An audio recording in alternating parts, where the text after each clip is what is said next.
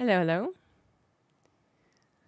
GSL Season 2 qualifiers happened on Saturday.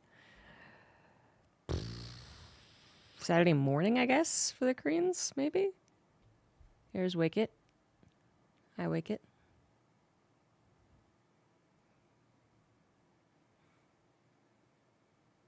Bye, Wicket.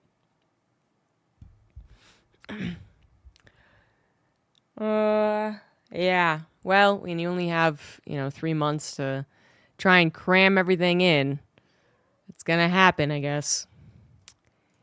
But I'm just trying to, once again, really, really, really understand the qualifier way format. So, stage 1 was just to get them to stage 2. And stage 1 divided winners and losers. And stage 2 is, what actually gets people in the GSL. In stage 2, winners, 3rd and 4th,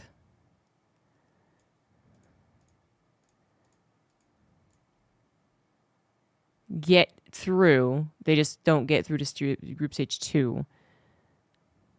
But losers, only 1st and 2nd place players advance.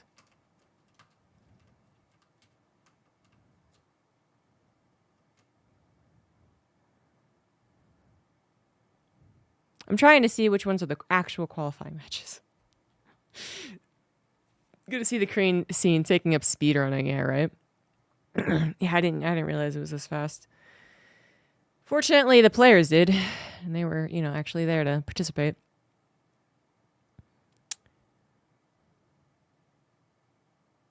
So this is 3rd and 4th. So it's like everyone in Group A is already qualified? What a dumb way to do a qualification. Grumble, grumble, grumble, grumble.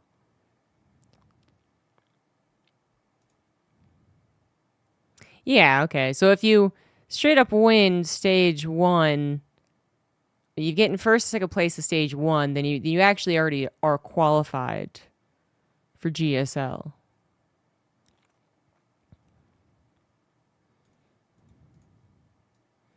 I'm going to bring up the last season, so no spoilers. So you guys can also double check with me. Okay, so this is last season, so don't have to worry about spoilers. But it's the same format. So the winners of stage 2, or round 2, whatever. So all these guys actually already qualified. So there's no qualification spot here. But the losers round 2, only these guys qualified, I think. Or only these guys. Yeah, so these are actually qualifying matches. It's difficult to read if you only look at the bracket because they also label this as a qualifying match, which isn't true. I mean, this isn't even a qualifying match. It's round 1 winners that's actually a qualifying match.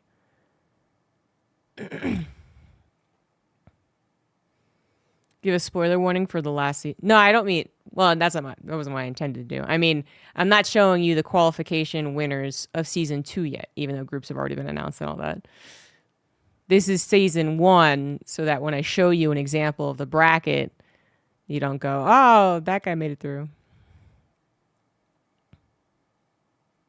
Is GSL a name only?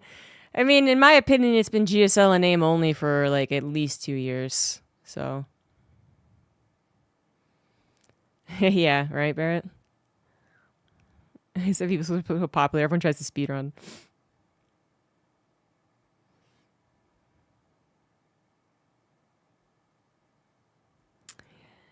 Yeah, so I think I got it right, which means that if I really want to cast, a true qualifying match, like, hey, your player actually is in GSL, then I should be casting this and this. That's so annoying. I understand they don't have a lot of players. But I don't know. It feels like there must be a simpler bracket to do this. But whatever. I think I got it now. I think so. Which means... we can cast the qualification matches and then maybe any matches that seem fun.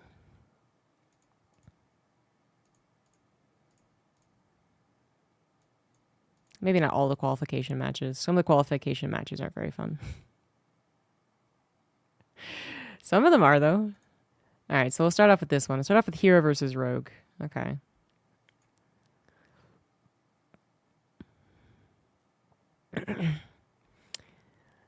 I mean, should we?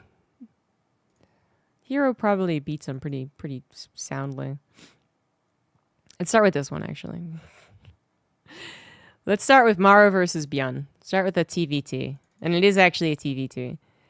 Round 1. Oh, I'm just gonna try it. There we go. I found it.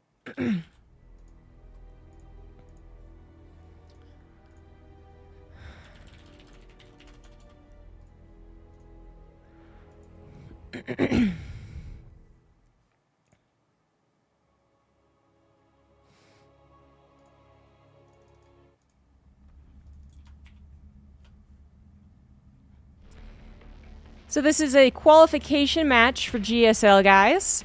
The GSL Season 2 qualifiers did happen, within 48 hours of the finals? 72 hours? Something like that. It was crazy. It was crazy fast.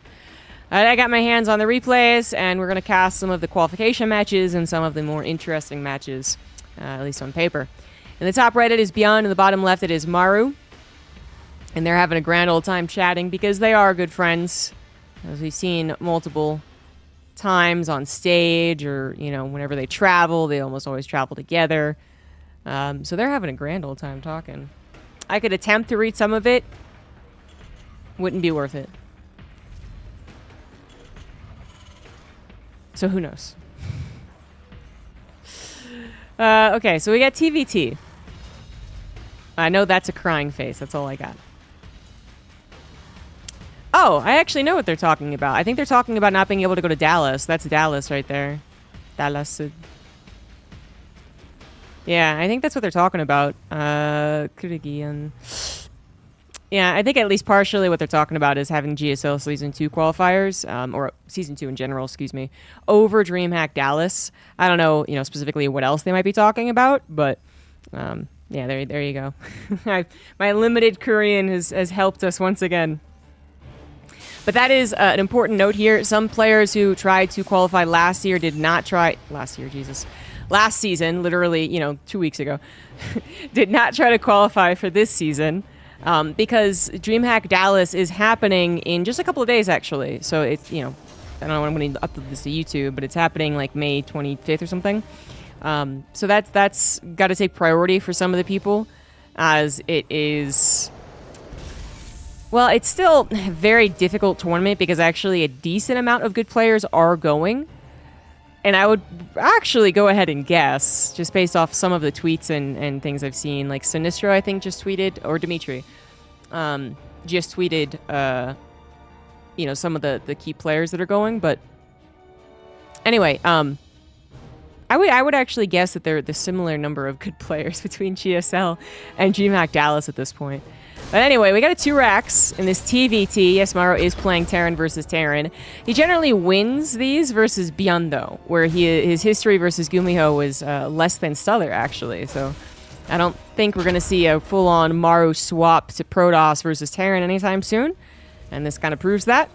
But Byun did 2 racks at home, so this is not nearly as scary. Maro did go for 2 Reapers of his own, which actually helped him out right there. Very possible if he hadn't gone for the second Reaper, maybe the micro goes a little more in Byun's favor. And he's facing 1 Reaper, 1 Hellion, which actually, if your Reapers are healed and you got a grenade, and their production might now be limited because they're building these add-ons, you could actually take a pretty good fight at that point. But fortunately, like I said, Maro did grab that second Reaper. Might not still be enough. I mean, he was, frankly, a bit greedy. Going for at least the tech lab on the factory, I think, was really the greediest part. Not grabbing the second Hellion. But it looks like he will survive. 5 Reapers is pretty typical for 5 racks, I would say. I mean, sometimes they do give up pretty early and they only go for 3 Reapers. But yeah, 5 Reapers off 2 racks... kind of normal. Byun sees an opportunity here. Once again, going to delay the command center. The Reaper almost dies. It is going to die. It was a misclick right there. Fortunately, the Cyclone, I guess it's a little bit of, it's greedy in a sense, I suppose, but it's also safe in another sense. Basically, choose your poison, I suppose, for Maro. Either he has a second Hellion for the earlier, maybe 3 to 4 Reaper push in, or he has a Cyclone for when it was 4 to 5 Reapers and Byun's own Hellion. And unfortunately, the Cyclone did come out in time. That still was a pretty drastic difference of command center timings. Maro really should have had a faster one than he currently has. He's only like 10 seconds faster on the orbital at this point. So that was a solid start for Byun. Nothing game-breaking, but a solid start, who also gains a single worker lead. Half a worker, if you will. As the command center is only just finishing its orbital. What else do we got here? Both going for medevacs, actually. Maro is the first one pushing across the map. He's got 2 Cyclones. Byun only has 1. I would say, fortunately for Byun, he does miss the army of Maru, but then he also doesn't know that he's about to be attacked. Byun's second Cyclone, that's still his first, actually. He went into a tank. First Cyclone did stay at home. The tank is really crucial here. That's going to help out a lot. When it sieges... I think it could siege. It is a bit dangerous. If it sieges, the Cyclones lock on. It could die before it even gets the siege shot off. But once it does siege, the Cyclones get 2-shot by it, so Cyclones don't usually want to tango. Turns out this is somewhat favorable to Byun, who brings a very small amount of units, just the leftovers of his opening, over in that medevac, and is able to find... Oh yeah, okay. 6 SCVs, there you go. Well, 2, I think, for the command center in the beginning, but something like 3 to 4 SCVs with this drop so far. Tank is going to siege, but 1 more SCV will go down. Second one super, super low. Like I said, Byun actually gets the benefit of this. Maru's double Cyclone opener did not catch Byun before tank. Did not catch his units too disjointed. Maybe Byun would have been hyper paranoid about the drop and, put more units up on the main base, for instance. And Byun, it seems like a silly drop with the limited amount of units that it has, but I suppose anything can matter. And It also does get a little bit of scouting, give the intentions of your opponent to a certain degree, so it's always nice to have the medevac, but it just looks so small. It just looks like it shouldn't have done what it did, but it did. Third command center is on the way for Maru. Byun is going for his own third as well.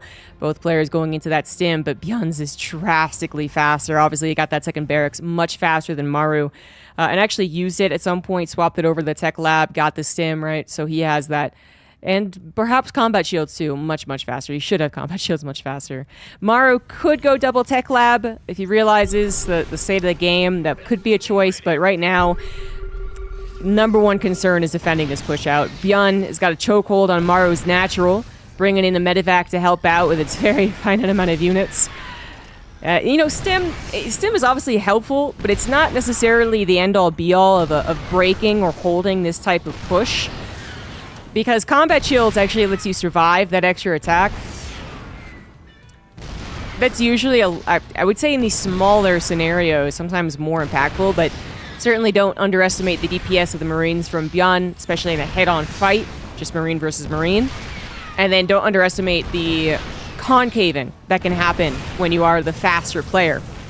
That is not a drop. That is a Raven run by. How many SCVs were killed? 8 SCVs, handful of Marines. Now, keep in mind, that was Maru's advantage. He didn't have stim, but he had 3 Ravens.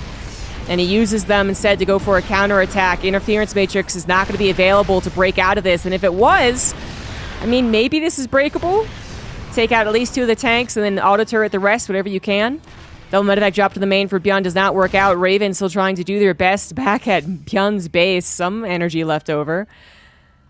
Combat shields does finally start up for Byun. That was much, much later, so Maru has a chance to catch up there. It looks like with the Liberator popping out and Byun having 0 anti-air, although he is grabbing Vikings at this moment, we can't push more into this. This is Byun pulling back kind of temporarily. There is a point in which you are just going to have less on the front lines as the aggressor in TTT, because you have to wait for your reinforcements. And you don't want to overstay your welcome, but then Byun doesn't want to give up a potential gain on the third CC timing just by leaving. So you do have him pulling back, and I think he will pull back maybe entirely eventually, or will be forced to, of course. Ravens, once again, going in the natural, looking for an attack opportunity. Liberator is also going in, however. This could even be a triple-pronged attack. Maru's medevac scouts that the army has moved. It didn't leave, it moved.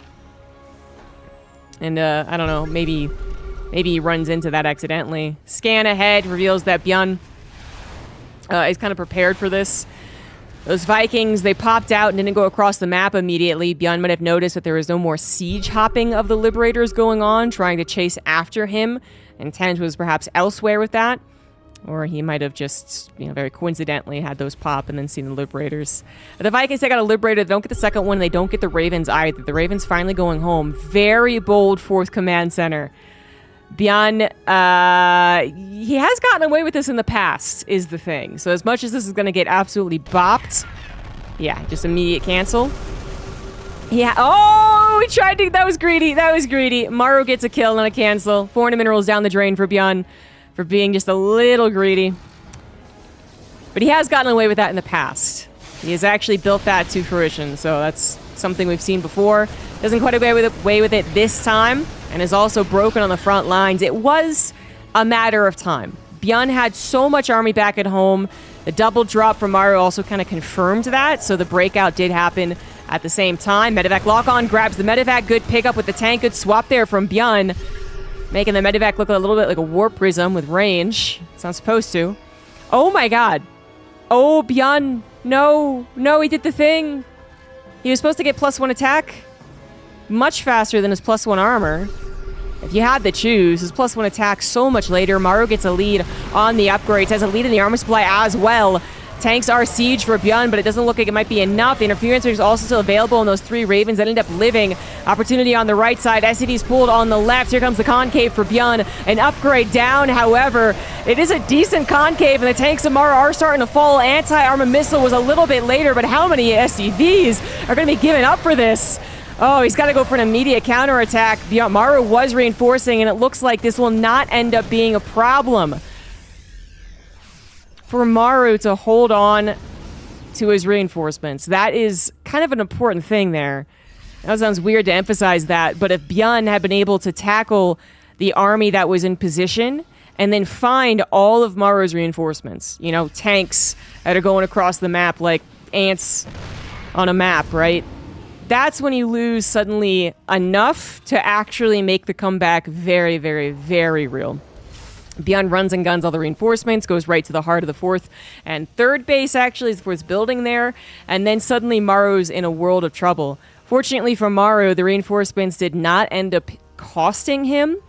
He just said, okay, yeah, you really are going to defend. Okay, fine, fair enough. Ran back home with all of his medevacs intact, and unfortunately still falls a little behind because the 4th CC was done for Bjorn.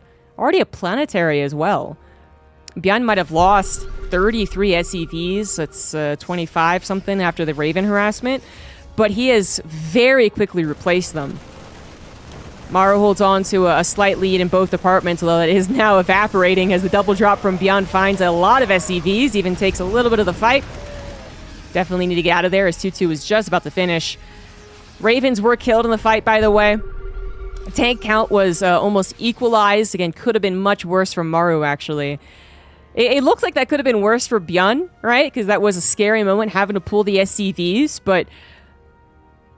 And it wasn't important that he did that. I don't know if he actually wins that fight if he doesn't pull the SCVs. But I think really what the hope is a lot of the time is that it's not just a desperate last stand. It's that, okay, I know I need to break this, and if I'm going to break it, I should really, really break it. And hopefully I can get a counterattack going. And because that didn't happen, this is actually kind of stalemated. That 4th CC was huge for Bjorn to recover from the SCV pool, of course. But because he had it, we're kind of at a very even game once again. 2-2 done for both players at this point. Once again, though, Bjorn forgetting that +3 attack. What happens when he does this? Oh, someone explain it to me. Yeah, I think he's just so fast, but he's not necessarily the most efficiently fast player in the world. But he is a very fast player. I think he just literally clicks so fast. Initially, he doesn't have the resources, and then just a second later he does, or something along those lines. This is a very common problem for Bjorn, very common. 5th base going down in location, Bjorn with a lot of confidence, trying to take over the map here. He does usually play the 8 racks, so 3-star port in this situation. TVT versus Maru, it's one of the most classic matchups that we have, I would say, actually. Maru, Bjorn, 8 racks versus 3-star port, but they both have gone 8 racks. So Bjorn, not necessarily playing the Maru that he, I don't know if he usually does, but a lot of the times in broadcast matches, he does play the 3-star port Maru, but it's a bit different this time around. Yeah, Bjorn is still the one getting ahead on the expansions, being a little bit bolder about it. Tank seems like a freebie, it's not really. Bjorn had a tank on the high ground, does help out right there. Maru just sharking around with a bit of smaller army. Is forced to retreat. His bigger army, I think, was just slapped back by the reinforcements of Bjorn. Sensor tower also in position. Maru not going to be happy knowing that the 5th base is already on the way. It's already finished, in fact. His 5th is still not quite done and also not on location. We are reaching an almost maxed out point, however. So, of course, bank will matter, but right now the army supply is actually even favorable to Maru. He takes the concave first. The tanks are already sieged. Bjorn a little late to this party, honestly, and he will... Oh my god, take a lot of damage for that. He falls down a concerning amount of supply for taking that fight. Maru just quicker to the realization that they were going to fight. His tanks were sieged. The concave was there. I think he had a bit of a better one as well as Ben was pushing through that choke. But the tanks were sieged. I mean, that was like such a severe difference in the tank effectiveness of that fight. Now, Bjorn, as I said, was going to build up this bank. Now he's got to use the consistent economy, no longer as consistent, just try and recover from a bad fight. Down 30 army supply, almost 40. Still waiting on that +3 attack, too. Did that also affect that last fight? Damn, we didn't have the game heart pop up. But yeah, this is a very, very problematic position for Bjorn. He's not going to have time to recover. Maru knows the advantage he gave himself. He's going to push in for it, but on the backside, we got some Marines too, helping out against the tank depth line that Maru has. Liberators do show up, but they might be a little late. Tank on the high ground does get destroyed. Looks like the partial surround of Bjorn was not good enough to send Maru back home. The tank depth was just so much. There was tanks every which way we looked. And Maru's Marines barely stood strong, no doubt in part to this +3 attack that still is not done. Finally finishes, but that could have been big for the defense right here. I think the Marines, they go down, actually. I think they die, and then the tanks are a little more vulnerable because of it. It was such a low number of Marines that Maro was using to just kind of, body block, take up the time of Bjorn's Marines. I'm not sure all the tanks would have died. Maro probably still would have held the position, but maybe he's at half the tanks he is now, and that would have been slightly better. Bjorn is trying to go into a bit of an air war at this point, trying to get those Liberators noticing that Maro does no longer have any anti-air. Obviously instead of Marines. But the tank count needs to be high for that too. Bjorn's at 6. That's okay. Maro's at 12. Make that 11. It's quite a lot. And Maro knows that he's got a chokehold too. And Bjorn, I was going to say, either has to be very, very patient and let these bases be given up. Try and wait for these Liberators. Always got to go for a humongous counterattack. And he has gone for that. Scan ahead reveals a planetary and tanks. The 5th base is a little more vulnerable, but still planetary when you're mostly run by with Marines. Not exactly what you want to see. Plus, it's not that far away from the actual army. Maru actually realizes this, unsieges, pulls back, deals with this no problem, and will probably just redirect his own aggression towards this base. Bjorn turning into a planetary. Not going to be able to mine from this. Bjorn is back down almost to his original 4 bases. He does get this right side one up. And that's going to be his lifeline for a little bit. Maru up about 20 workers. He is even on army supply, finally even on the upgrades too, although not quite. Another upgrade affecting many of these battles has been the +2 of the tanks. They're now at +3, but +2 is what reduces that kill shot on the Marines of Bjorn. Upgrades really being a key factor in Maru's comeback in this game. He was in a little bit of trouble. He was behind economically. But Bjorn lost his footing. He stopped upgrading his tanks, and just so late to that +3 attack when all these engagements were happening. A very fast-paced game when both players go for the 8 racks. Bjorn now trying to invest in that +2 vehicle weapons. It's really, you don't necessarily have to go to +3 attack for the tanks. It does help. It affects the splash as well, but it doesn't change the kill shot. And that's usually what is much more drastic. You can visually see it happening in the fight rather than just the little bits of extra damage. So if you're going to invest in something, +2 vehicle weapons is definitely a good investment, but it just seems so late. Bjorn does have 11 tanks, and if he positions them absolutely perfectly, he might be able to recover. He's going to actually win this fight over here. It looks like Maru does not take the position on the bottom side, I guess. That's what you would call it. Top side of his map, of course. He does kind of. Bjorn did not have vision on Maru's tanks. Maru took advantage of that. Liberators are forced to re-siege, but Bjorn's starting to fight back a little bit. The tanks were well positioned as the majority of the army was distracted. The mobile army, let's say. The tanks were perfect, or almost perfect. And the Liberators are helping a lot. Supplies have evened up here. Bjorn does need another base, I think, to feel like he's really come back in this game. But he might be able to afford it. Maybe if he gets maxed out, starts to accumulate a bank. Tanks are not at siege. Now they are, however, and Maru is not going to be able to break this choke very easily. Maru himself now going into these Vikings. Still no additional starports for either player, I believe. Not really ever having that huge bank that would, or stalemate in this game either, that would kind of say, okay, we've slowed down. Let's both try and go to the air war, which TVT, usually devolves into. Even if you do have 8 racks initially, if the game just doesn't end, we go into the air, which is kind of happening, but just not with a bunch of starports. Bjorn has fallen behind in the supply. It seems so damn quickly. Maru just having the bank and being comfortable building everything at once. Maybe Bjorn struggling a little bit more, although Bjorn actually right now just not macroing. Simple as. Well, I mean, he's using all of his production, so I shouldn't say he's not macroing, but yeah, if he's going to bank, perhaps building that extra command center is the way to go. This is a very dangerous attack from Bjorn. He really wanted to get rid of his opponent's tanks, and he will get rid of one on the top side. This one barely surviving. His Marines took a bit of a beating from that with the help of the planetary. Liberator for Maru finally pops out. No Vikings on the field for Bjorn. Now his tanks are a little bit lonely. Does siege up behind the brush a little bit too. This isn't going to be a terrible trade. In fact, it's a pretty good one for Bjorn. A lot more Marines than I expected, or Maru expected. Liberator's not quite safe. Trying to siege up on those tanks does not work out right there. And we got ourselves a very even game once again. Bjorn successfully grabbing into the command center. Another 2 command centers. One on location. As he once again takes the map control. Maru has grown comfy on 7 bases almost. Maru, wait, 4, A lot of bases. A lot of bases for Maru. But you know what he has done? He's done the Terran thing. He's forgotten extra gases. He does not have enough gas to continue supporting this kind of air transition, if you would like to call it that. Producing 2 Vikings at a time is not necessarily a transition, but it is important. And a tank, obviously, as well. He actually does not have enough gas for that, much less the 2 tanks. I believe both of them should be on 2 factories. They are. Planetary does fall. Beyond really starting to make some way here. If he had just dropped this bottom right corner, this would be, I think, the real start of the comeback. He is missing that opportunity. Playing a very dangerous game through this choke as well. Liberator from Maru is going to help out here. Maru going to go after the tanks that are obviously going to unsiege at this point as well. Maru looking for the engagement. Tanks must siege up for Byun. Must siege up. But every time they siege up, Liberator comes in. Every time they unsiege, Marines come in. Can't explain it. Yeah, Byun, unless he gets that air superiority, he's going to have a real tough time when it comes to chokes, because the chokes are going to stop Marines from entering in.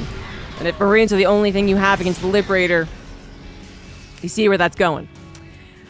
Byun, he's going to find an alternative attack path, it looks like, kind of on the backside. This would be brilliant if he gets there.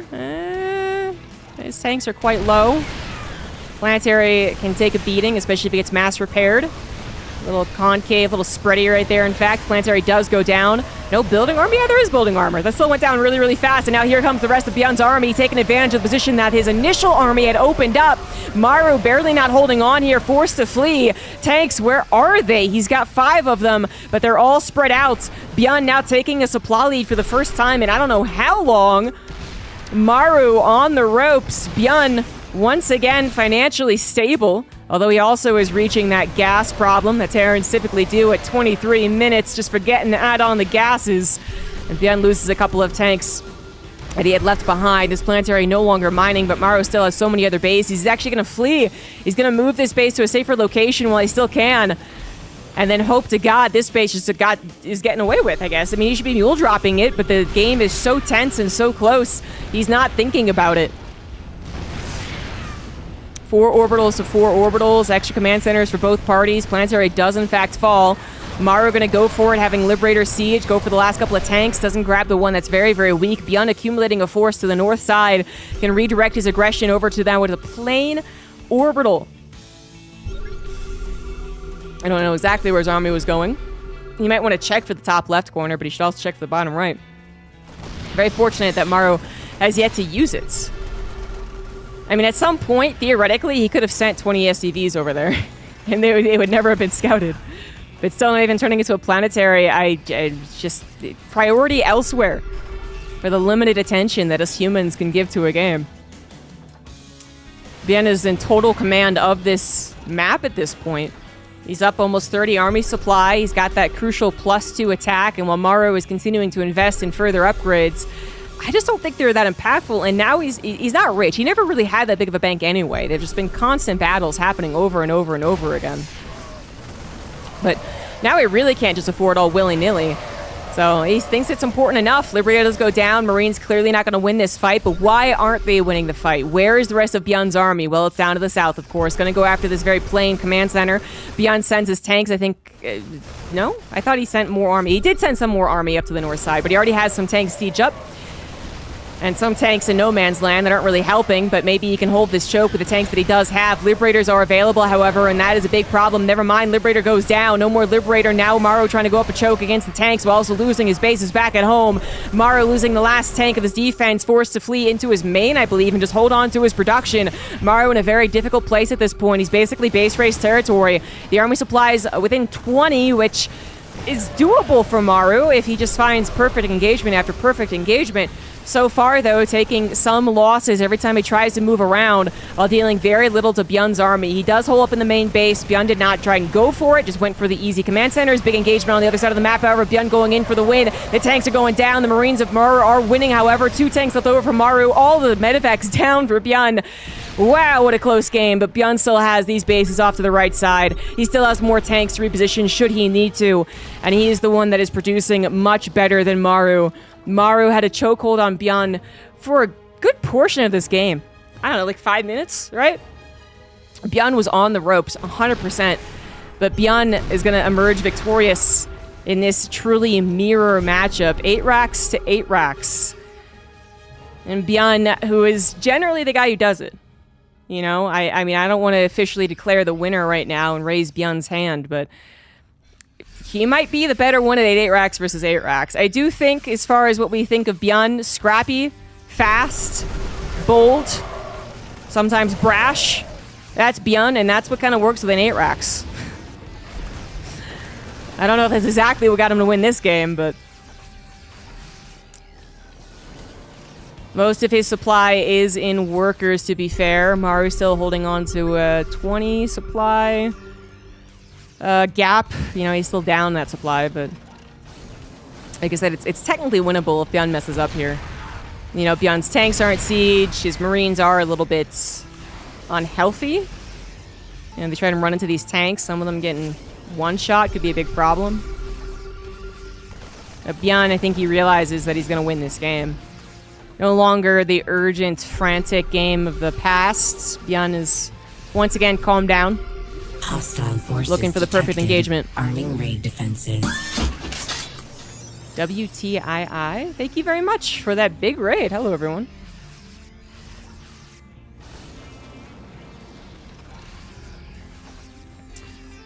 I think you've missed a banger of a TVT, as it does seem to be coming to a close.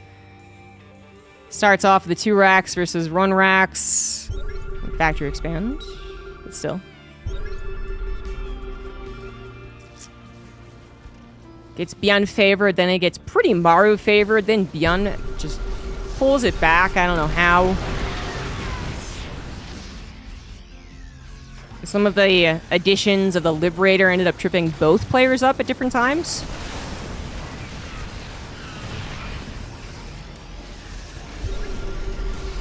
And is trying to keep Maru alive. Maru somehow affording to keep pace on the reinforcements. Weirdly enough, they're still within 20 army supply. It feels like Maru should have fallen at some point, but you can see that Bjorn's economy not that got good.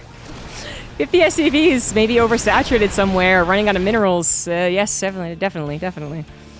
But Bjorn should still win.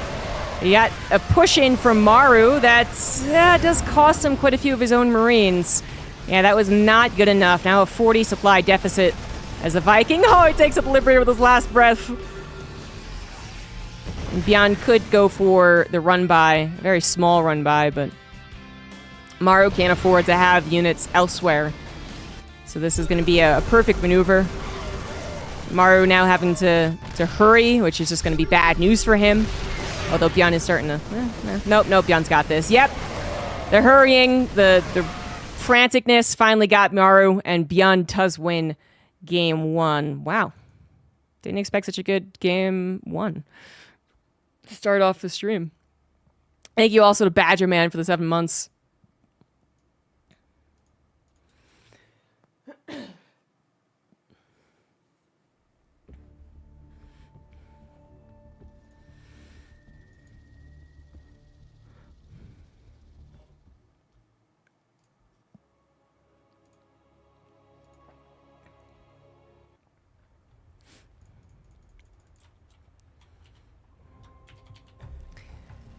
In the bottom left now, up 1, he is Bjorn. And in the top right, we got Maru. What a game. I haven't seen a good TVT in a while. Maru didn't want to play TVT versus Gumiho, and didn't have other Terrans, and the last TVT before that, I think, was from the qualifier, and it was just okay.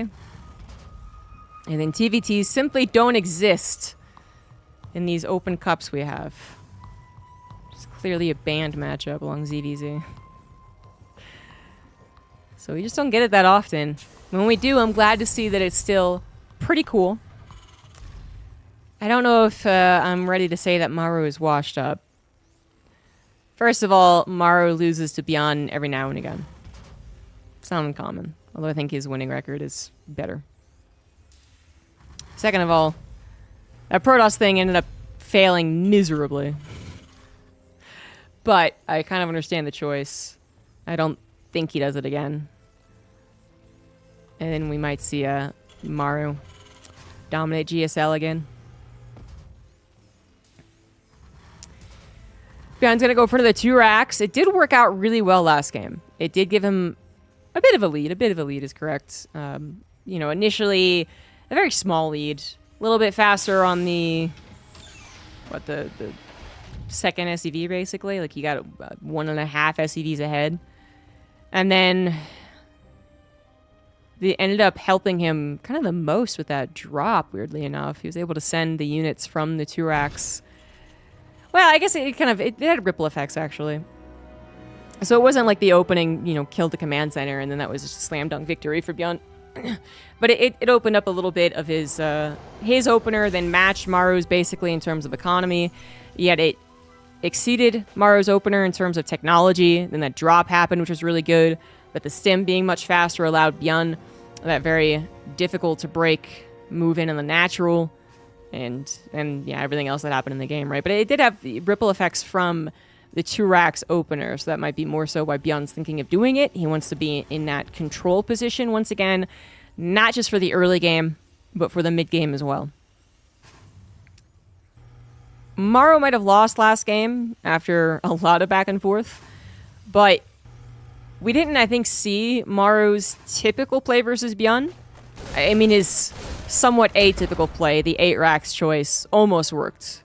It did. It should have worked, arguably. But Maru does a lot of the time against Bjorn go 3 starport and just a really, really slower pace, which I feel like historically ends up benefiting Maru.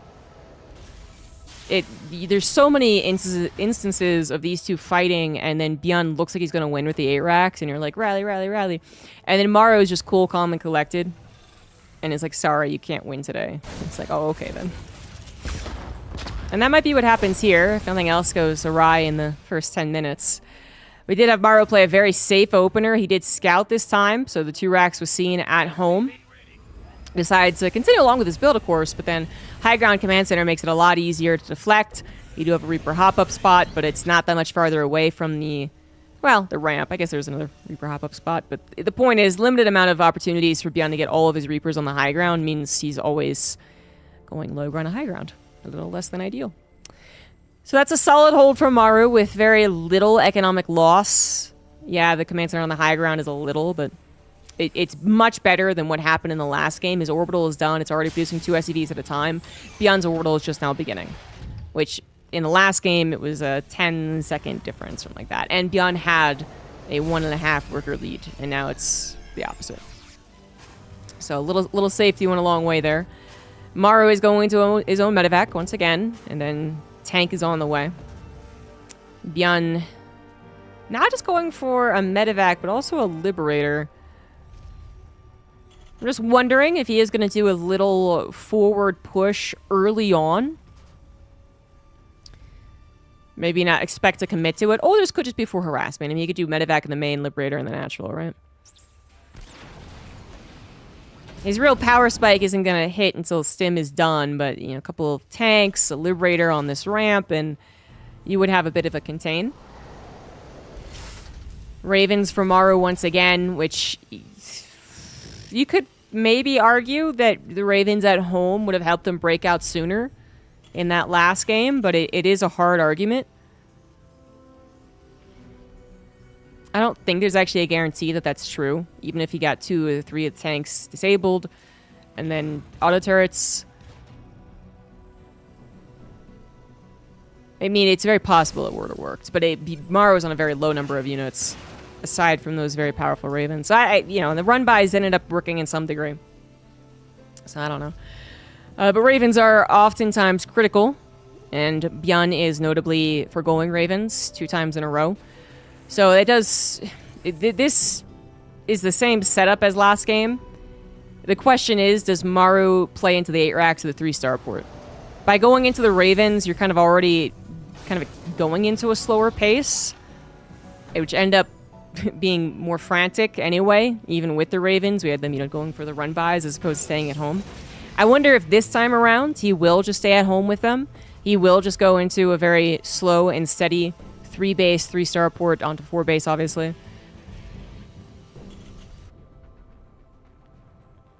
So far as Ravens are staying at home. But now they're gonna shift click around the map. Liberator's going to see that, so maybe not, maybe not.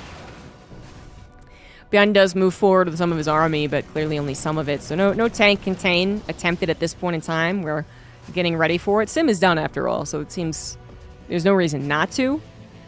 One thing that can be at least guaranteed for Bjorn to a certain degree is that he's never going to be the one pounced upon. The Ravens, if they surprise him, somehow they're like ninjas and they come out from left field.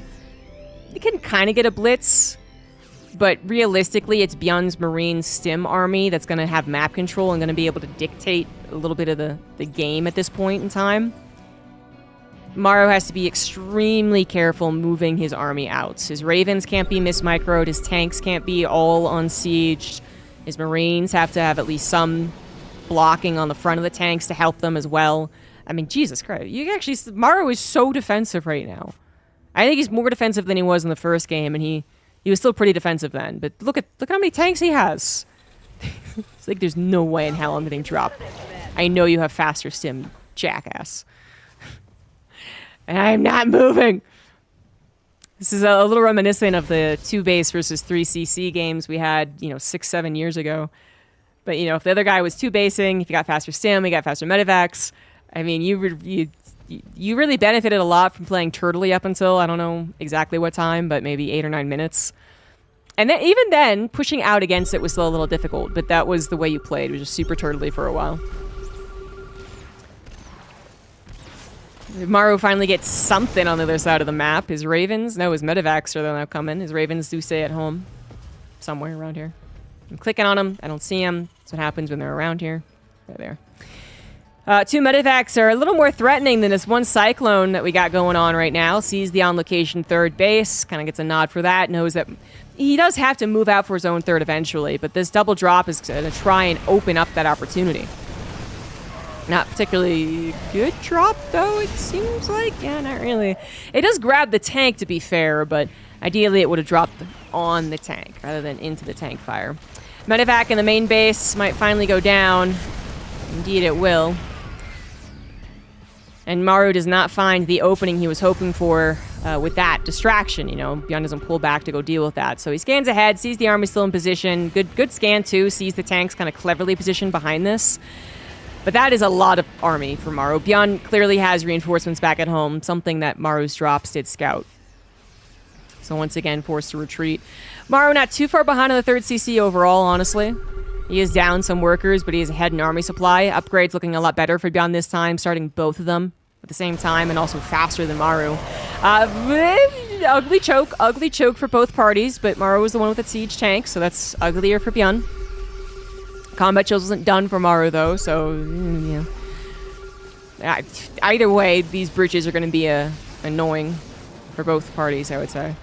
As soon as you get past them, then it's whatever, but not like playing around this one. You might see the debris broken eventually, too, to, again, further reduce the choke opportunities, but it's up to the players. Maru not going to take him out now, instead trying to get a little bit farther ahead, finding that concave on the backside. Bjorn thought he had more of a stable position with his tanks. He moved a lot of his, well, not a lot, actually. He moved some of his army away and has lost almost all of his tanks. He's down to 2. Maru has 9. This seems like easy. I don't have an easy victory, but a very good place to be. Maru is still down economically, but that tank count, it's amazing. And he's got 3 Ravens that are just going to continue taking out Bjorn's tanks. Bjorn might be down only 10 army supply, but even if you had 20 more army supply, if you have no tanks and you run into 9 tanks, you're going to lose.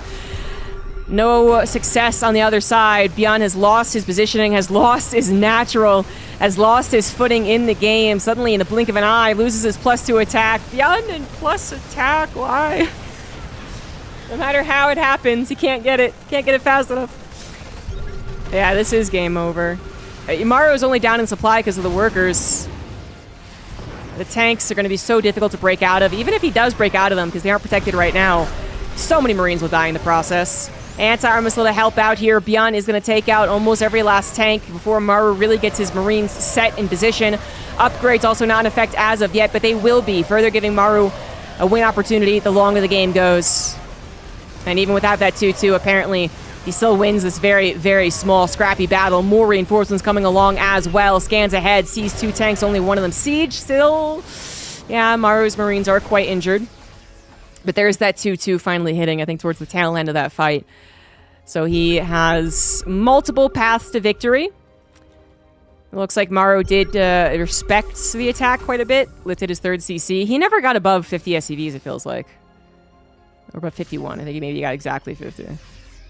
I'm not exactly sure why that happened, but I think it was just coincidental timings. At any point that Maru was like, okay, I can go back to SCV building. Oh shit, I just lost SCVs.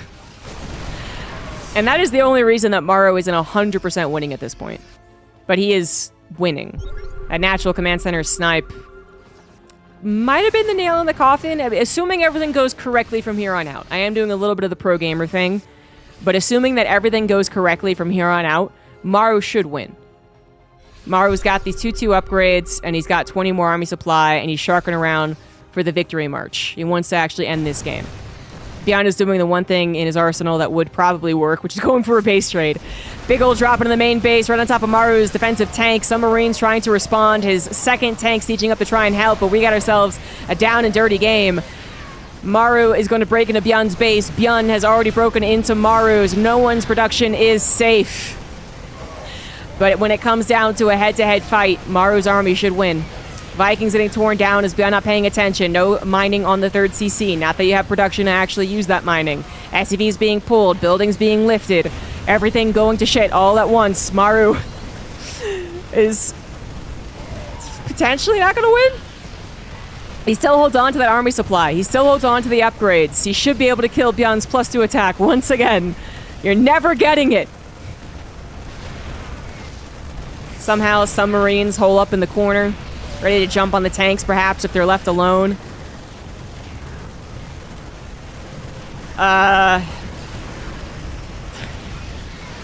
This is no longer super legible.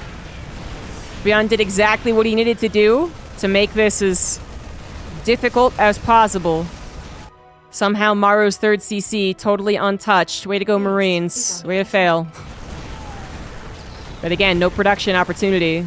I guess eventually he usually land these right now and produce Marines while he has supply. All of his supply ended up being in the natural, something that Byun has yet to take out. That is weirdly crucial at this point in time. Maru, I don't think, has picked up on it. He could add 3 more Marines to his army, guys. Okay? 3 more, maybe even 6 more Marines. I say that's important. But he's starting to lose out in the supply depot, so he's missed the opportunity. Command center going to go down for Byun. No, that is on his last command center. He has one that floated off to the corner.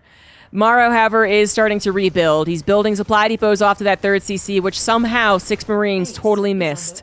They should have jumped on that, killed all the SCVs, perhaps even killed the command center. And this is now going to be the last bastion of Maru. A very important one.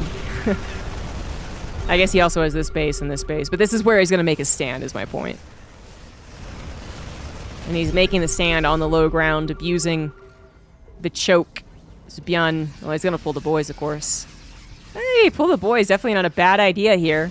But it's not just the army supply that Byun is up against. It's also the 2-2 Marines. They're going to just slaughter Byun's. There's really not going to be any contest here. The only way that Byun wins is if Maru pushes into Byun's tanks, which there's no reason for Maru to do. I think we're back to this being a pretty clear game.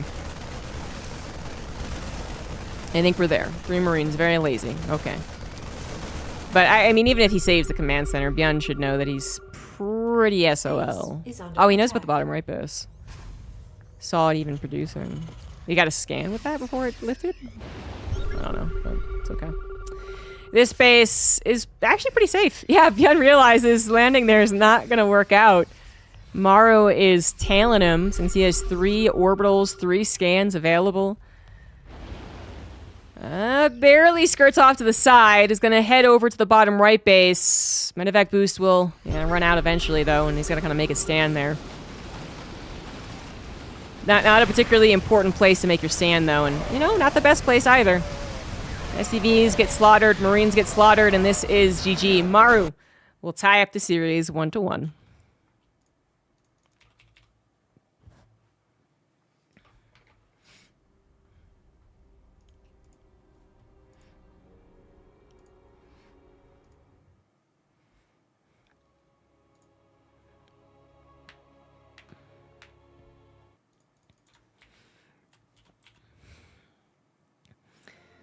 In our final game here, in the bottom left, we got Byan. In the top right, it is Maru. The GSL qualifiers have a bit of a wonky format. I'm going to try to explain it to the best of my knowledge. They say you don't really know something unless you can explain it simply. That's going to really be tested here. Basically, this match is the round 1 winners, I am pretty sure. So that means that no matter who wins, so whoever wins here, sorry, start things off. Whoever wins here is actually already in the GSL. All right, round 2, winners is entirely for seeding, which I think is really what's confusing about this. So whoever wins here is in GSL. Whoever loses has a chance to go to the losers bracket of round 1 and then get into the losers bracket of round 2, which only has 2 spots of the groups and they're also in groups. It's not just like a whole bracket. So yeah, that's about as much as I can explain it. Not really going to be the best audibly, but it's honestly not the best visually either. Wikipedia tried its best, but you know, like round 2 winners has like a qualifying match in the round of 4, which actually isn't true. The qualifying match is this one actually. It's a little weird looking. But the point is, plenty of chances for the loser here, and the winner gets GSL no matter what. It's just a question of if they get to the round of 12 or the round of 8. Sorry, I'm allergic to complicated formats. Anyway, we got Maru bringing it back game 2, right? He does get the victory, but it was damn close. It was potentially nail-biting. Potentially. When the dust settled, Maru was very clearly in a good position. A better position, shall we say. He had 3 command centers left over. 1 was unscouted somehow. And he was able to go back to that base and cover it, and that kind of solidified the victory. Only if he had to spend even more time on Byan's side of the map. And Byan was able to actually catch all the command centers. Do we throw in the potential of a Byan victory? Maru got the lead earlier on. He played it nice and safe against the scouted 2 racks. I gave him a better position than game 1. Very slightly. Didn't really impact the game drastically, I suppose. And then when his push came to shove, Byan really was in a lot of trouble. Byan, frankly, mishandled the engagement around the middle part of the map. It didn't have to go that way at all. But Byan, thinking his tanks on the high ground would have been, be able to defend themselves, and then they get kind of taken down one by one, and suddenly that opens up the opportunity for the attack into the natural. I think Byan very serious, probably as soon as he started to move the rest of his army around, did he realize that this was going to be a mistake. He realized that Maru was going to catch him, and he was maybe already thinking of the backup plan. Okay, when exactly am I going to doom drop here? But that wasn't a totally obvious state of the game where Maru was like, I clearly win here. Let's just move into this. And a lot to do with the positioning and losing track of Maru's army to a certain degree. A little early scuffles, not really mattering at this point. Maru not facing a 2 racks. Very comfortable getting his command center on the natural. Byan's command center also done. It is going to be a worker lead for Byan, however. Looks like he 1 racks expanded when I was talking all of that. 3rd gas, yeah, pretty identical. I was gonna say, there's one thing we haven't seen yet is a 2 starport build, which still has its place in TVT, but not gonna be this one. Kind of an odd looking attack, but one that finds success. Byan has his own small attack without the tank. So this is usually what you'd expect. Including the tank is a kind of a bold move from Maru, but one that has so far worked out as Byan is forced to flee from his own natural, and now is going to run down into a tank whenever he tries to push out. It's actually really bad news for Byan by the looks of things. He does hold on to the worker lead, but he's not mining with that worker lead. Lock-on did happen on the medevac. It is going to survive, just barely. things settle, but not in favor of Bjorn, who has to get his natural. He has to, as soon as possible. No interference matrix, but an auto turret could be big. I don't know about this break. That was a bit awkward. It's gonna be good enough, though. Maybe we save the tank. Yeah, and he shoots the Cyclone before being picked up. Nicely done. Ensuring the medevac can escape with the most expensive, important unit there, and it doesn't even escape. It's like, I'm gonna stay around. There's no Cyclone. I don't have to worry. I feel like you have to worry a little bit. That is an injured medevac. But Maru wants to return some of the damage that he's been taking to Bjorn's medevac as well. Both of them losing 8 and 7 SCVs.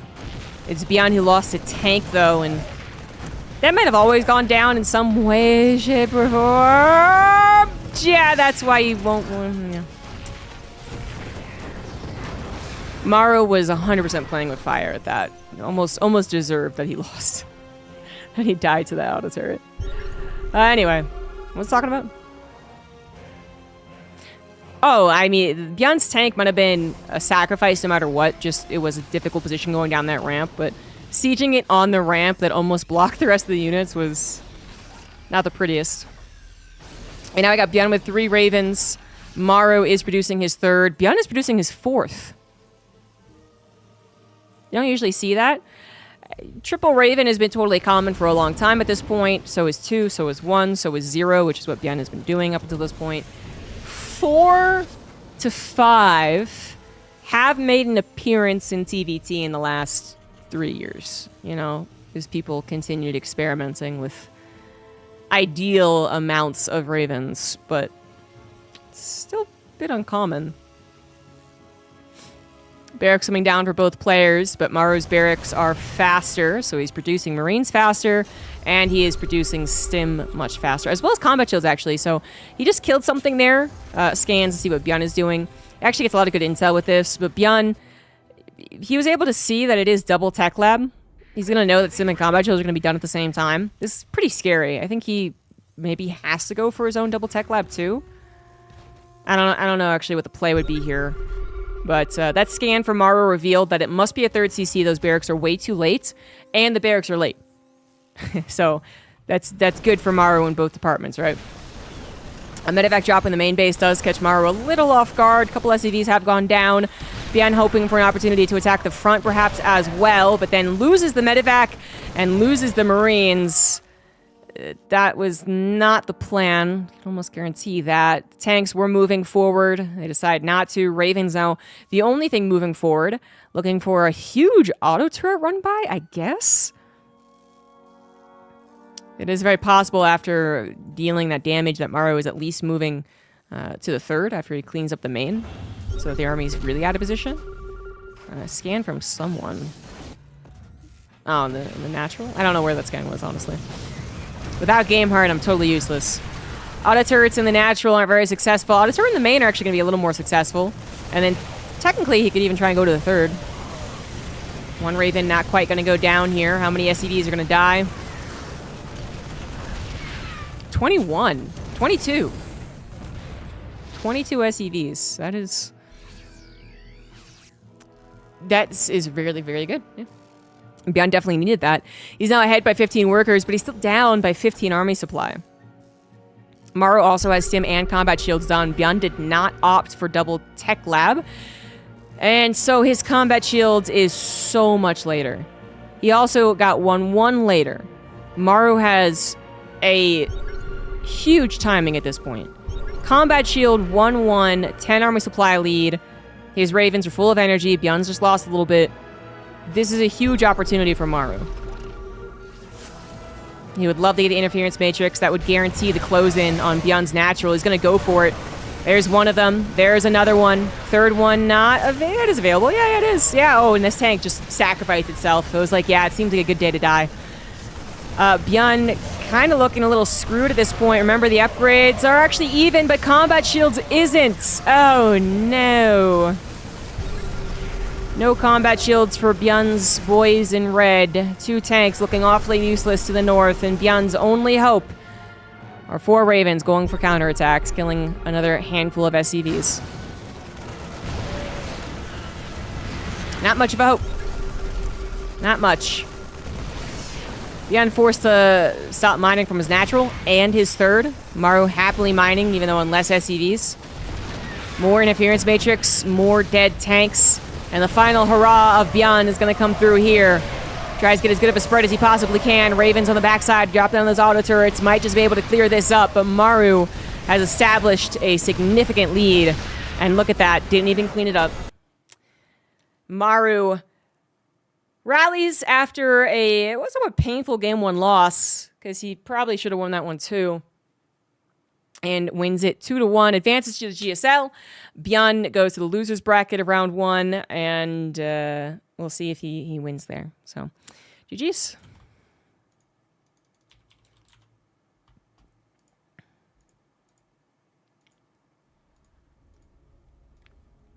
It's the worst thing about any non-single elimination match is the lack of oomph at the end. Where the commentators are like, and this means he wins, this means he goes to the finals, this means he qualifies for this tournament. And it's, you know, like a back-to-back best of threes, and you're like, and he wins! But there's another best of three, so hold on. You know, hold on. Or, you know, this guy qualifies. This other guy has another chance, but only if he wins this, and then maybe not if he, you know, he wins that, but then he also has to do... Just not as good.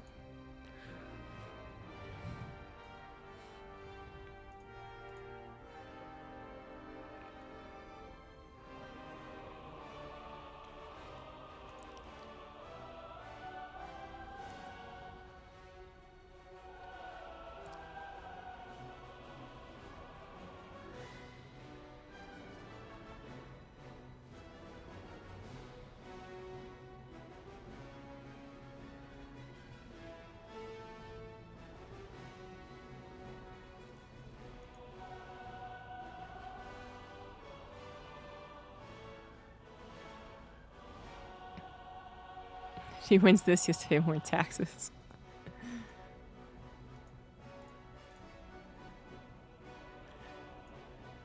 Oh, the cat did leave.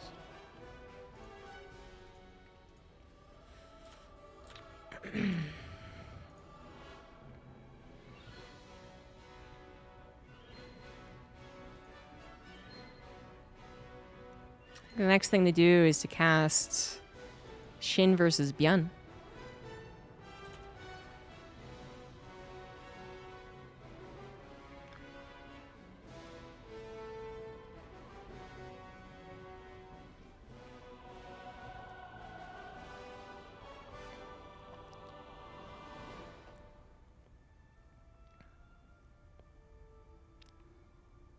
Okay, so once again, I'm looking at the format, trying to understand it.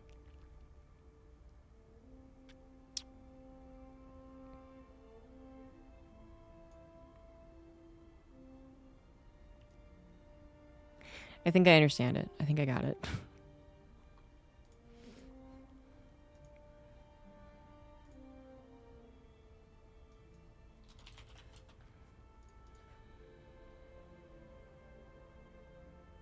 Stream info failed to update. Well, that's on you. Every subsequent stream, put the Tonberry closer and closer to the camera. That would be kind of cute. And we're back with another Byun game. So, quick review on the format. And here's the deal. Both of these players already advanced to round 2. So they're safe for another best of, I guess. The difference is that if Byun wins this, Byun... I just canceled an Overlord? Okay, well, interesting start for Shin. If Byun were to win this best of 3, he would be top 2 of the round 1 bracket. Which means he would advance to the winners round 2. Which would mean that he's already in GSL. Shin, should he lose this best of 3, would still make it to round 2, but he'd only make it to round 2 losers, which means they're not in GSL until they advance in that bracket. So whoever wins this is in GSL. Whoever loses this has another chance. I nailed it. I don't know why GSL decided to make it this way. I really don't. I know you have to start doing some things when there's not that many players, but honestly, at this point, I would prefer like a round robin situation. I think that, you know, again, outside of a single elimination format, you're not getting the hypest final moments, right? Because in a round robin, you can kind of start to qualify like halfway through. If you've won all of your games, you basically already qualified, right? But at least it's more trackable. I don't know. And I understand giving the players as many opportunities as possible. When it is already a shortened format, there's not that many players, right? You can give them more opportunities to try and advance. But I feel like this is one of the more complicated ways of seeing a... It's like a double elimination into double elimination, I guess. Anyway, to this point, to this game. Let's talk about this game for a second. Shin goes for a 15 hatch. Does get a pool before, long before a gas. Gas only finishing at this point. 6 lings are headed across the map. The Reaper is not going to be able to see that. Does see the Queen already blocking. Wants to check around for the 3rd hatch. Hey, there's lings. 2 Marines are available, actually. These 2 Marines available are pretty big, honestly. If you react appropriately, which none of us do, but Bjorn does, you pull the SCVs and you micro the Marines away from getting nibbled on, you have enough to deal with 6 lings. Technically, the math of early game units goes 1 Zealot, 3 Marines, I guess, if you micro, right? Because this is the micro that you can do. 1 Zealot, 4 lings, I think. 1 Marine, 2 lings. Yeah. All, just stand your ground and attack, I suppose. Two Marines would struggle if they're all by their lonesome. Pull a couple SCVs, easy peasy. Lemon squeezy, most importantly, well, 2 really important things when this happens. 1, scout if they're going for a Roachborn behind this, little devils. 2, make sure the command center is actually building. Because I don't know how many times I've personally been like, get the ACV on the command center. And I swear to God I click it, and then it's like, what did you want me to do? Build this thing? That's on you, lady. But Bjorn does this very, very well. Shin doesn't find too many openers from this. Shin, let's really quickly go over him. He did not make it into the last season GSL, right?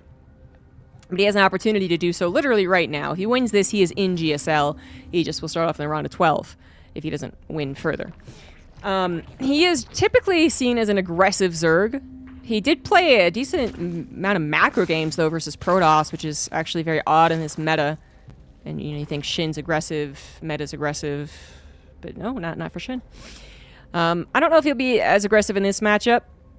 I think when it comes to aggression here, we might see a cheese from Shin, maybe, but TVZ doesn't necessarily accommodate that to a significant degree. I mean, Dark, of course, does it, because Dark does whatever the hell he wants, and he's currently, I think, yeah, he's imbuing the spirit of Dark right now with the icon.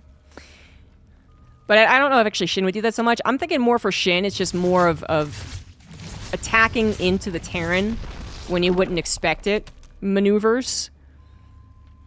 And that's sometimes how he gets really surprise victories, where you're just like, oh, this game's going on. Oh, shit, okay, the Terran was totally not prepared for that, and the Zerg player wins. Bjorn is going 3cc, so nothing particularly interesting on his side of the field. Very, very typical 3cc. I mean, it was the greediest one without a starport, but aside from that, very normal. Shin going lair, Baneley Nest, Spore Crawlers are actually unnecessary. The bad news for Shin is that he did not scout the lack of starport. He scouted the 3rd CC with no supply depots at the front, but couldn't see the lack of starport, so. He built the spores. He didn't technically need them. He also doesn't need a second Baneley Nest.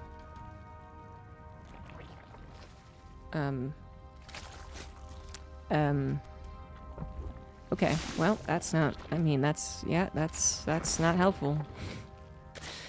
What would a second Baneling upgrade be, if you could think of one? Like the campaign where they can jump. Imagine jumping Banelings, good lord. Anyway, that's completely useless. I can't wait till it's the backup alien us that saves the day, though. 2 evolution chambers are finally on the way. Shin will eventually realize he built 2 of them and shake his head. He's SMHing. Beyond totally ready to go at this point. Sims done. Medivacs are out. Marines are ready. And Shin also has to be ready. 3cc. You gotta prepare for the attack. Actually, as soon as 5:30, technically. But, yeah, 6 minutes for the Marines to come. Pretty typical.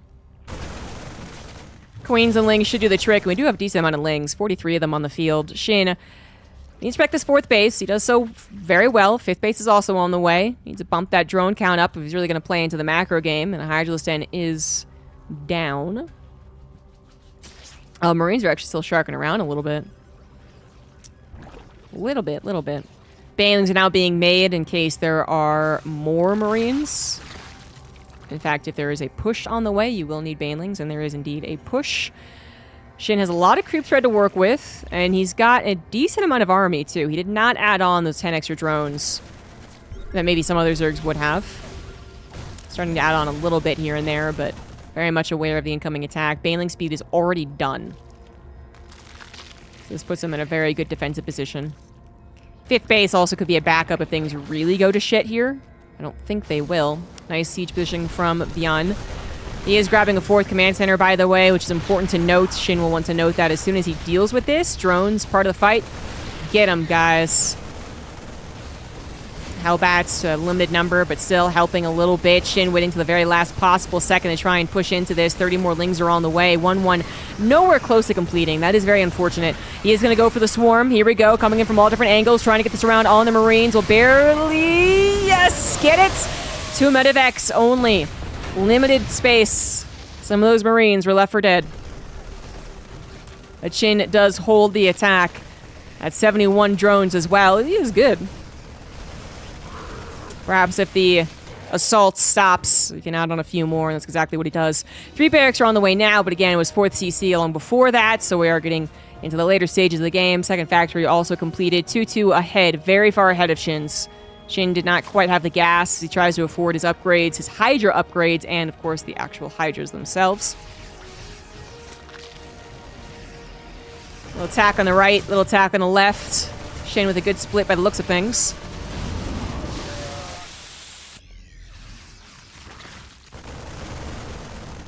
Tank's very far back. And this is all hatch creep spread, man. Can't really move into that. Byan is going to get his 4th command center on location. 5th is already prepared to build. Shin trying to go for a 6th. Yeah, Byan probably wanted to try and snipe that because it was so low in health, but the Marines couldn't get into range safely.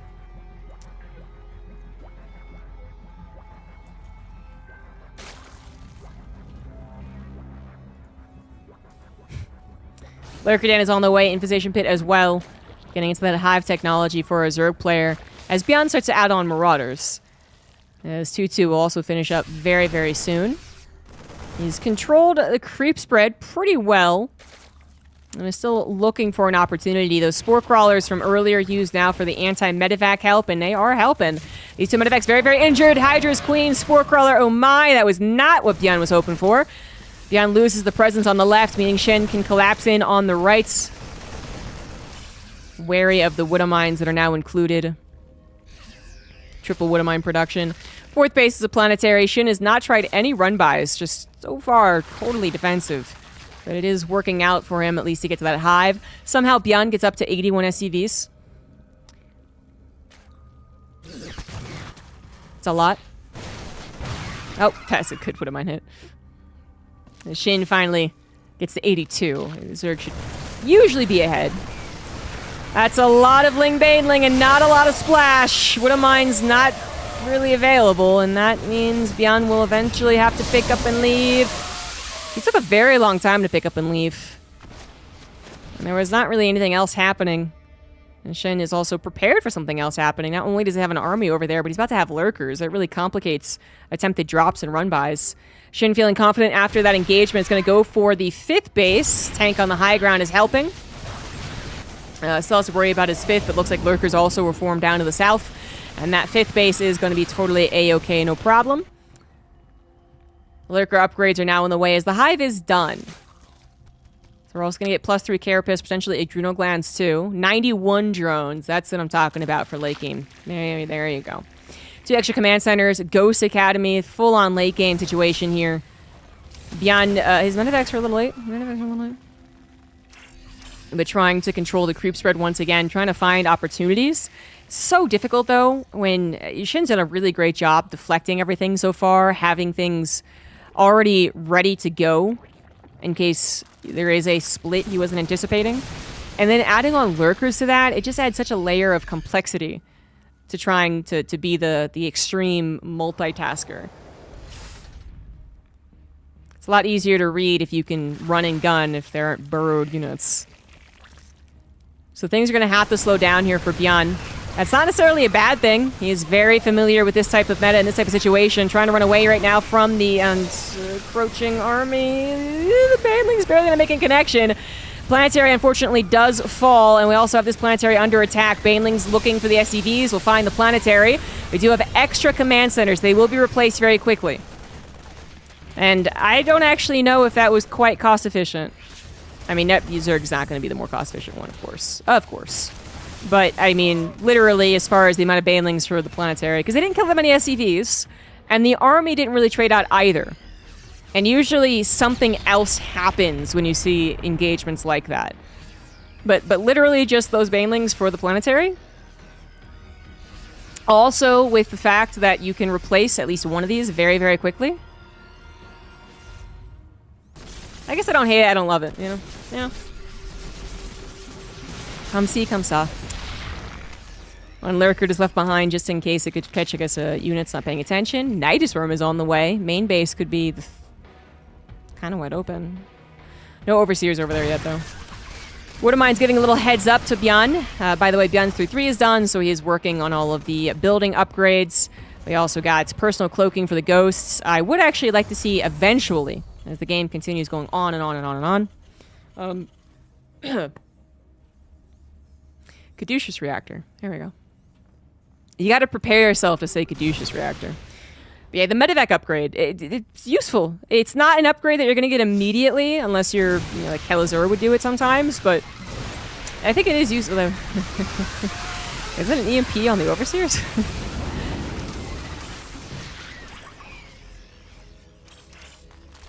I actually can't explain that EMP. Someone explain it for me. Maybe Habit. I don't know what that was, but yeah, pulling back was far more important. 4 extra command centers, 2nd starport, Liberators, so Fusion Core could also get Lib range.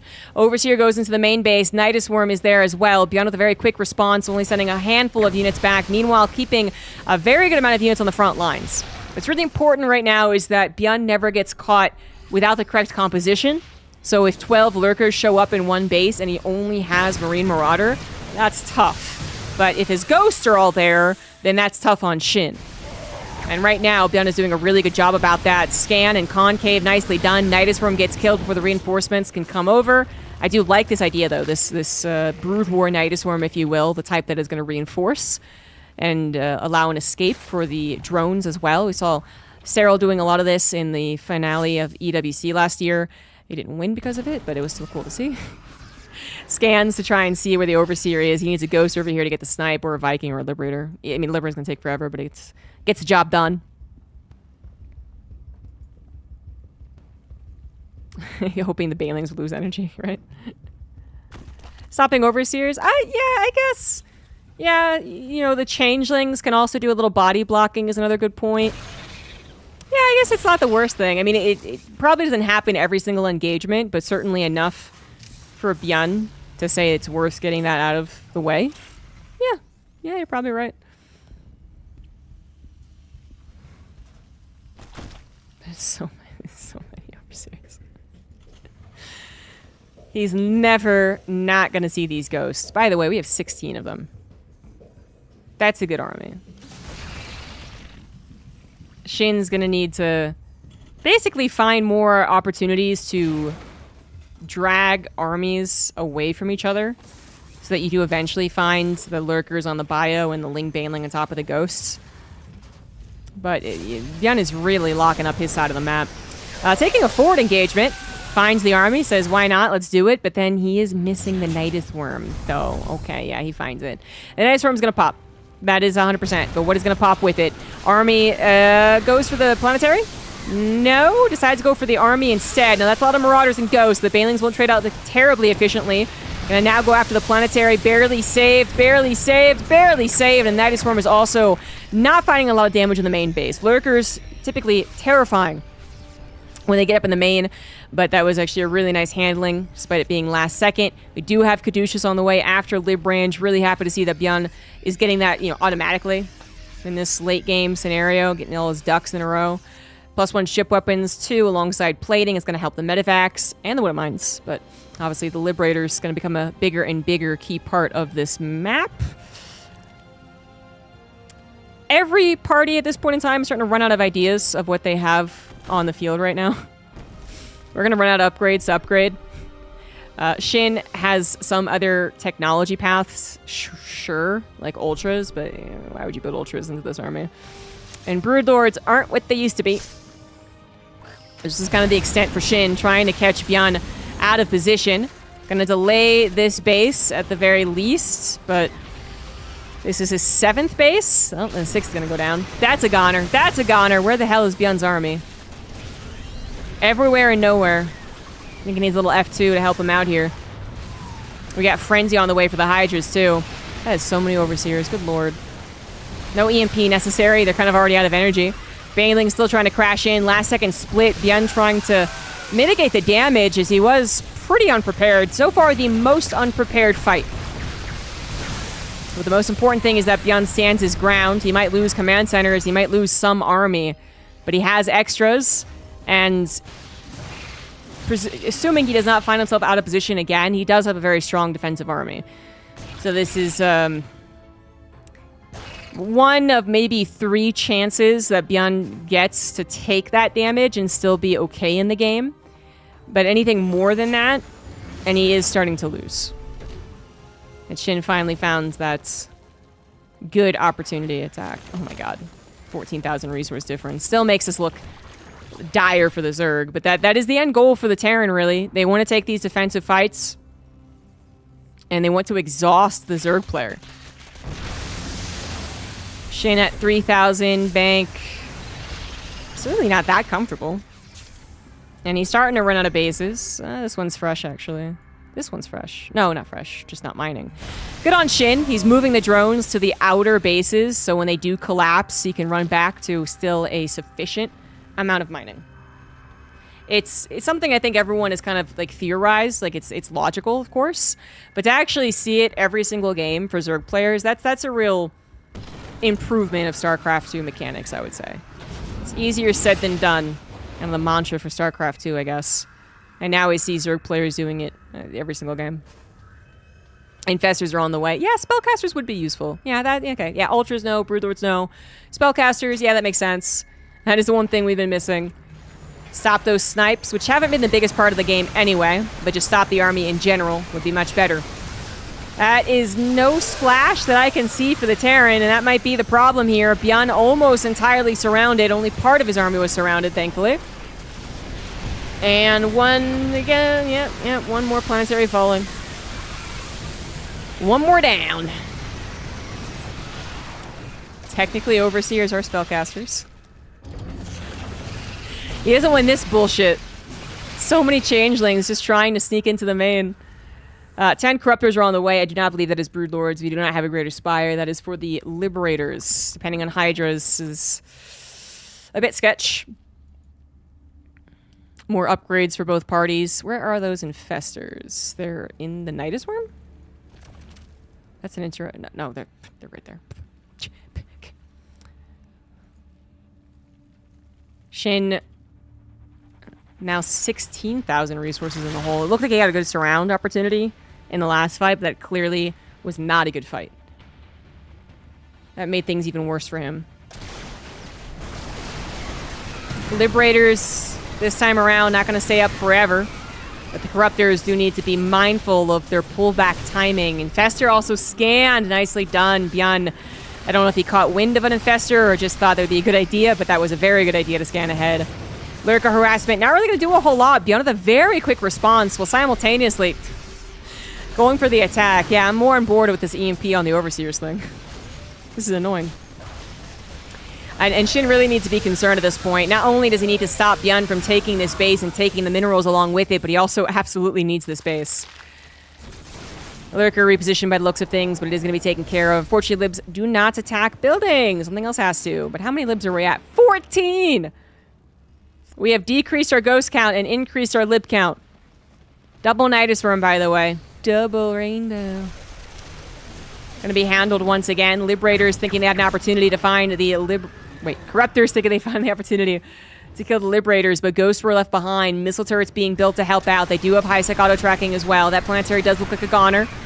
How much will Shin lose for it, though? At this point in time, we are starting to worry, I think, about our usage of Banelings. I know there's still a lot of mining to be done on the map, but you're taking extreme losses in the resources trade against Terran at this point. 20,000. It's been steadily increasing, and its disparity, not a good sign for Shin. I always like, Nathanius pointed this out, the, streamer Turtler. Engineering bays around the planetary, they're quite healthy and quite cheap.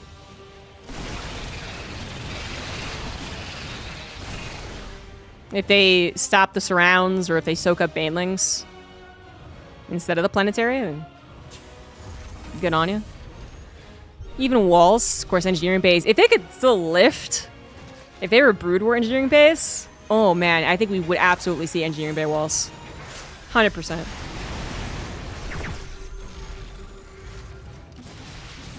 The Doom army is approaching, man. This is scary stuff. No attempt at Vipers, by the way, which I empathize with. I mean, I don't know if it is a good idea for professional Zerg not to use them, but I can see why it'd be difficult. Look at all these ghosts still available, 13 of them. We've moved away from bio, honestly. We're kind of into spooky mech territory. Not even really spooky air mech, I guess? There's obviously no tanks, so... But yeah, the Vipers, they'll get EMP'd, they'll get sniped. It's difficult to look at this type of setup and not think we need some type of range. And Corruptors are obviously ranged, but they're not that long of a range, and they're very slow accelerators. They take a long time to run back. Infestor does come into play. Some ghosts are fungal, some Vikings as well, but mostly everything gets to run back through the lib range.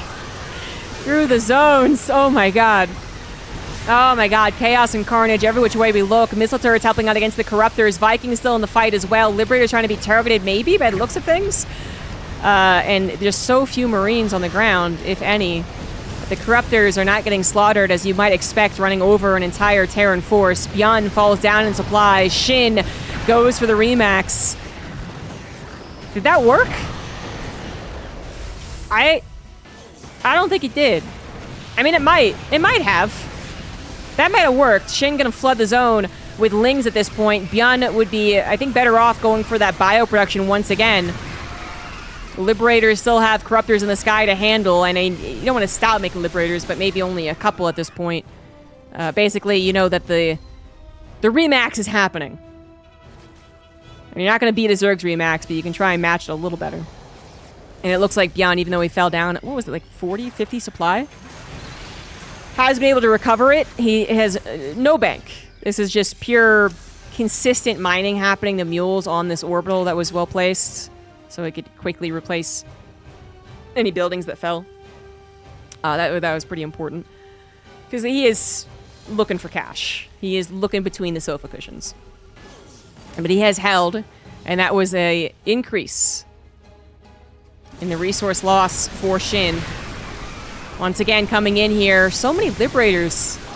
I don't know if that was the right call at this point, but maybe it is, because the ghosts are here, all of them, well placed, well defended. 13 ghosts waiting for the snipe. Shin was like, no thank you. Probably a wise decision. 20 Corruptors. Yeah, they'll handle the Liberators whenever they can find them, but they obviously don't help on the ground. And it looks like Bjorn, thinking this is his time to shine, going to go for yet another Zerg base. Baneling's trying to crash in. They won't be particularly effective. When again, Corruptors, you know, they can kill the Medivacs. Yes, that is true. But now they're going to get sniped.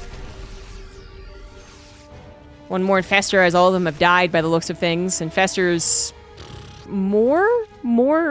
not more Infestors, but more involved in every single fight. Probably could have changed some of these fights. You know, we've seen... Oh, whoops. Apparently he had a lot of Overlords. Scan ahead's gonna reveal an Infestor, too. Ugh, Shin's starting to lose a little bit here, isn't he? He actually rebuilds the Overlords that he apparently did not even need. That his 500 minerals that would be better off elsewhere. This hatchery that is now gone is now right for a command center to take. Shin might be screwed at this point.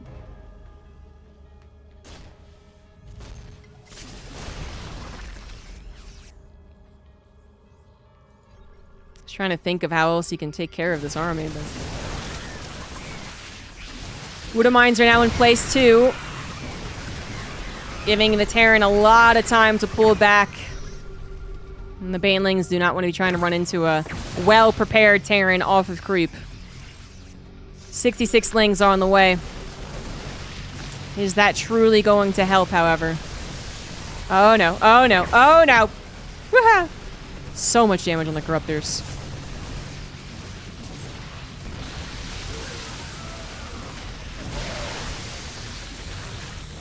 Bjorn also getting quite a big bank, by the way. Done looking for pennies.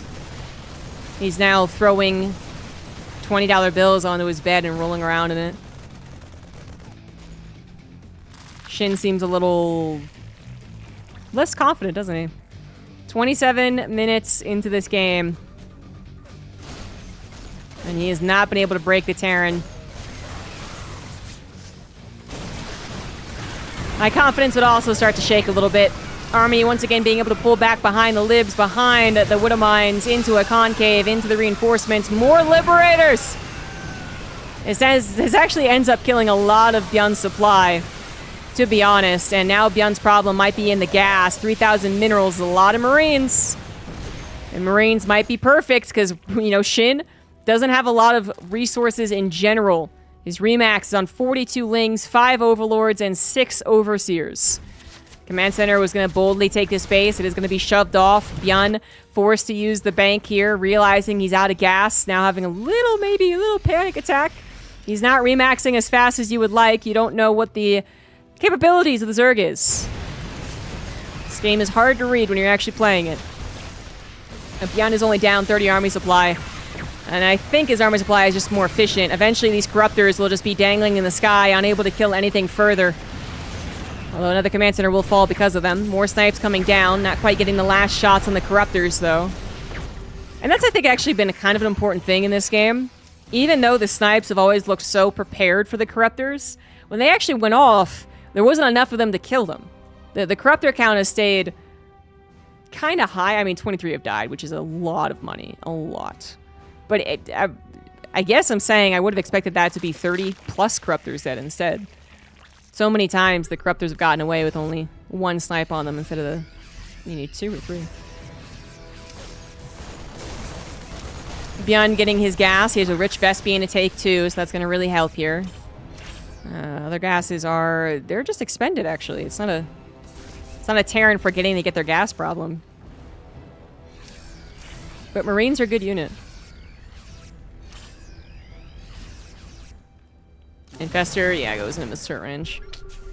Sorry, buddy. Greater Spire is on the way. Yeah! I don't know about Brood Lords. They are better use of the Corruptors to handle the ground, aren't they? But it's gonna take a long time to get to, and they're still countered by snipes. Orbital Command gonna live this time. Shin did not find the timing he needed, unfortunately. Once again, sending Bjorn down to the 130s looks like such a great moment for the Zerg player, but the Remax did not come fast enough. There wasn't a severe lack of army for Bjorn when the dust settled. And Bjorn, with his bank of minerals, is building an army that counters this one. All right, you know, if Shin did remax on Ultras, Lurkers, Infestor, Viper, Broodlord, you know, somehow, I don't know, then yeah, Mass Marine probably isn't the best thing to do. But at this point, Bjorn has met the energy of Shin, and we know that Marines in a tight ball, microed appropriately, is just much better than Ling. And Ling Baneling if it's off creep, not surrounded. 7 Broodlords. These are the last resources that Shin's really going to be able to get here, guys. He's running out of minerals, does have some gas to take. This base just completely denied. This is the last healthy base, I guess.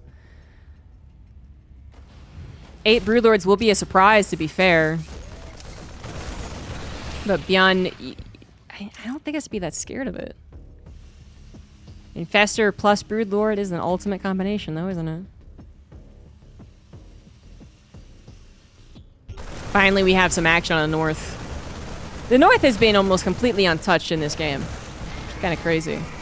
Drops didn't happen past minute 17, I think. And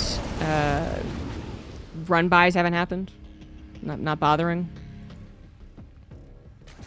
But this might... Eventually, this might move to that top left base being the most important. This base is also important. Broodlords have made an appearance. Fungals do come out. Only grab 1 ghost. The Marines are pretty good here to be the body blockers, to be the DPS to kill the Broodlings. So the snipes can go down is what I'm saying. That's the most important thing. Lings try and come in as well. EMPs blanket the Infestor. Still a lot of bio left over with a nice concave. And the Broodlings just don't have the same power that they used to. Their true power is that they're limitless, sure, but I mean, as far as them darting straight after the Marines and getting them out of the equation, still gonna need the Banelings to do that. Still a very close game. Bjorn does have a 30 army supply lead. Spores being added on the front, why not? Top left base is going to go down. That's some gas that Bjorn could use. He could lift an orbital over there. Big attack, though. Big attack. This actually could be a game-deciding attack. Then no longer in a concave. Forced to retreat. Very scared of the fungal happening. The Banelings are starting to fall. But where are the Broodlords? Following up on it, the snipes need to be here, and they are getting killed currently. 7 ghosts available. Cloak does save the day temporarily. Very temporarily. Where is the rest of Bjorn's army? Picks up a Medivacs, unloaded at this point. 1 Viking to try and help out against the last possible Corruptor. Hydra is now the anti-air for the Broodlords. Bjorn might have been caught a little bit with his pants down. Didn't quite see the beginning of that fight, but when you see the Terran all balled up like that, running away desperately from this round, that's when the Zerg looks pretty powerful. If they can get us around, if they can get the fungal, if the Broodlords are involved. 19 SCVs go down, but we're not really talking about that very much anymore, are we? Bjorn has a lot of orbitals. If he gets to base, he'll have mules. Finds an opportunity to kill some drones. Get that Spore Crawler. Get it. Vikings also trying to kill Broodlord. Managed to find 1. Hydra's going for the Vikings specifically. Bio trying to make a stand. Actually will make a stand. Bjorn was right on that call. And now the Broodlords are a little bit of trouble. Still no a fungal, I suppose, although it's getting very, very close. Once again, trying to make the stand against the Broodlings, trying to make this work. Snipe kills yet another Broodlord. Bjorn down, 30 overall supply, but a completely even army. Oh my god, 1 fungal, for the love of God. Where the fuck is the fungal? Why don't you crew energy faster? A fungal would have saved his life over and over and over again. Here it goes. Here we go. Fungal kind of misses. 1 Marauder gets caught. That wasn't good enough. Shin running out of room. Literally running out of room. Oh my god. 4 ghosts in a dream. Once again taking down a Broodlord. The Broodlings still kind of mattering though, but not enough. The Hydras are gone. The Infestors are gone. The Fungals don't matter anymore. And with Bjorn's last army. Oh my god. He's gonna win the game. What a ballsy decision. I can't believe he stood his ground on all of those last fights. This one in particular, I was like, I don't... But he fucking won. Wow. GG's.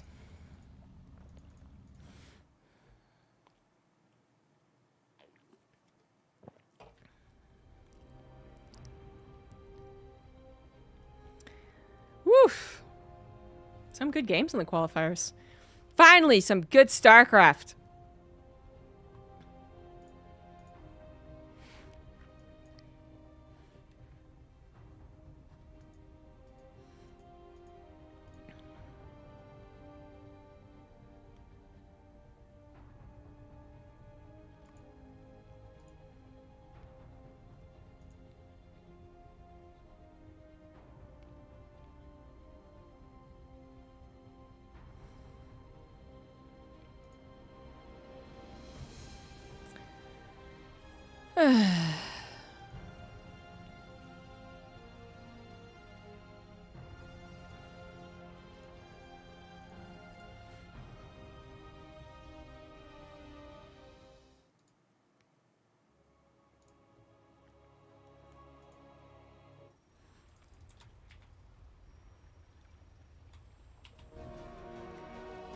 What a game one. In the bottom left, we have Shin.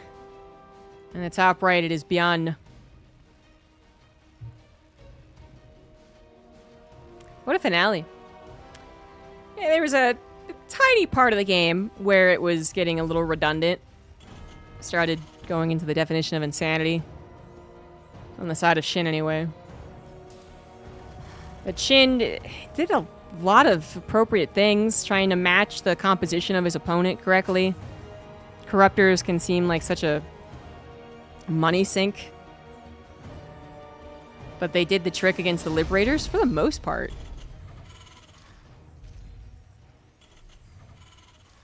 And a couple of almost surrounds. One or two more fungals could have also been huge.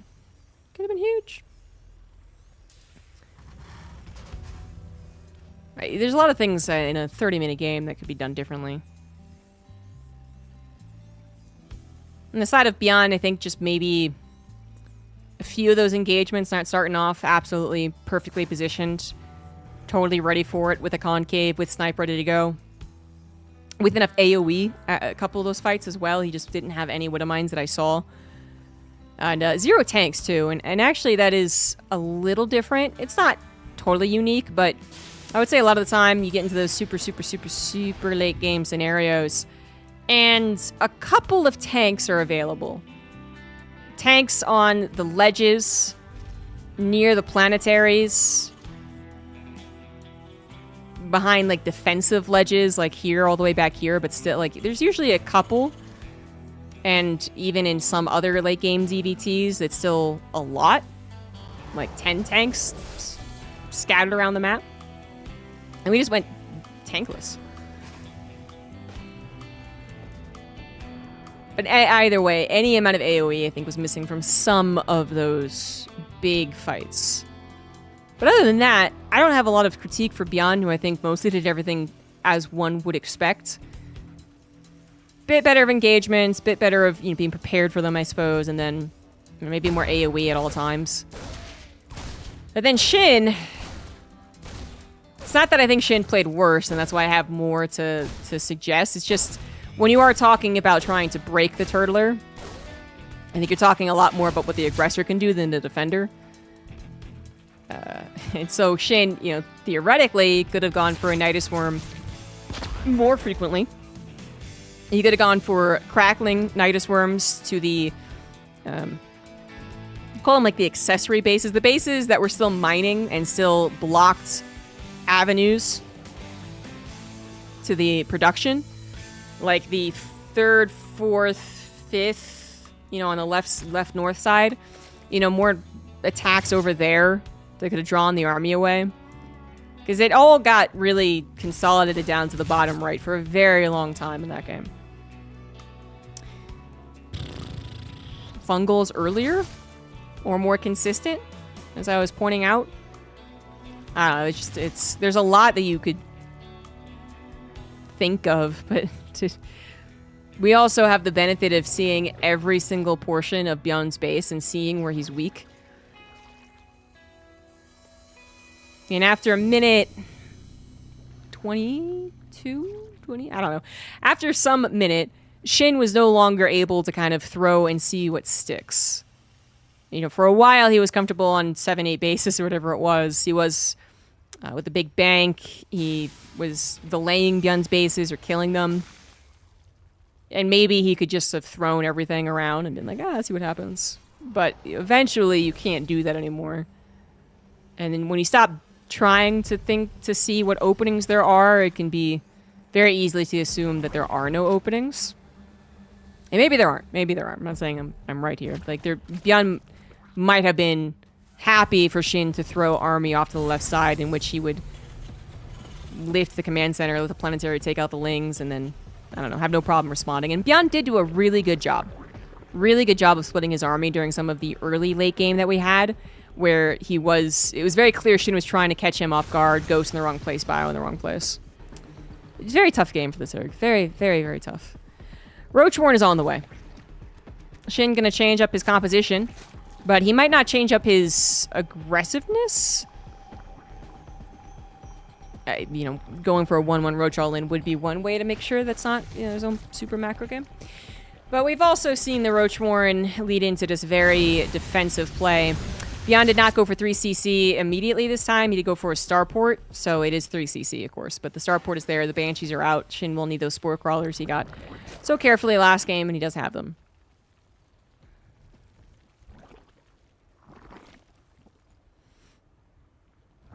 Beyond doesn't see the Roachwarren.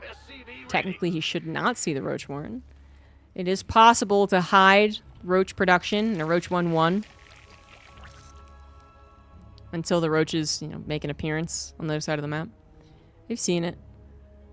Ling Queen does a great job bullying back the Hellions. The Queens never, or the Banshees never get close enough to see anything significant.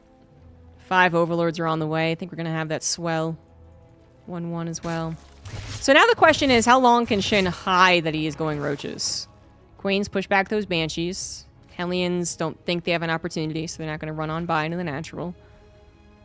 Infestation Pit, though. Okay, so nope, not going to be the 1-1 Roach all-in, even though we did have an Overlord burst a little bit. That is seemingly just for the defense of the, 6.5 potential move-out, 7-minute move-out. Beyond still doesn't know about this, and that's still concerning, even though it's not the all-in. Him going up against Roaches when he was expecting Ling Baneling is still a bit awkward. He is still producing tanks, and that's good. He will want tanks eventually as we go into the late game. Hive, Roach becomes Roachling Baneling. Yeah, Widowmines could be added in, but right now, tank's probably the best. Beyond's not very eager to move out at all. Hive is on the way, 6:45. Shin is trying to play to the macro game with Roachling Baneling. Gonna open up this choke as well. Why not? Don't have much else to do as you wait for these upgrades, wait for the Terran push. And here it comes. 3 Raxes are being added on, by the way, before the 4th command center. Bit awkward, I would say, to go 8 Rax against someone who does have Roach Ravager, Ling Baneling. But because it is macro, it's not a maxed out Roach army, which would then now be pouncing on Byun's army, saying, haha, you moved out. And then Byun would have, I think, a lot of trouble. This is Shin trying to play defensive. So, 8 Rax, it's just a little funky because a lot of times it's very Marine-based, and Marines aren't usually what you want against Roach Ravager. But I think it can work, of course. The 8 Rax is still scary for someone trying to get a lot of technology out all at once. Shin already at 78 drones, by the way. I mean, Byun does need to make moves. Loses a tank. Really wanted to be quite cautious about running through this choke. Viper's immediately gotten. I think we're seeing a safer approach to the late game here for Shin than some of the other defenses against an 8 Rax that we saw in the last GSL qualifiers. Roach Ravager, just the Roaches in particular, able to stand up against the Marines a little bit better. Baneling's obviously still with those connections. Baneling's speed will finish very soon. Thanks, guys, for making game hurt. Ultraless Cavern is on the way. And we are getting Marauders, but it's very difficult to afford 8 Racks of Marauder, Marine, Tank, upgrades, all that on only 3 bases. So we do have the 4th base added on, but what we're missing here is a, quicker 4th base, obviously, but then also we're missing a 2nd factory. But I do think Byun is not capable of winning with the 8 Racks totally and entirely. He's got to have a bit of a backup plan. Yeah. Collapsible tower, riding that choke. Tanks want to go up against that. Shin wants to get rid of it, but not going to the opportunity. 4 tanks is good, not great. You're just going to be limited on your production. Shin's base is so far untouched. Plenty of time to soak up juice on the Vipers as well. Blinding Clouds coming down. Really nice Blinding Clouds. Perfect Blinding Clouds on every last tank. And the bio is being decimated, slaughtered, no contest. I don't think Bjorn realized what the build actually was. And I think Shin made sure not to play it overly cautiously. Again, getting up to 78 drones ASAP, getting up to his hive ASAP, getting Vipers ASAP, all while taking 0 damage.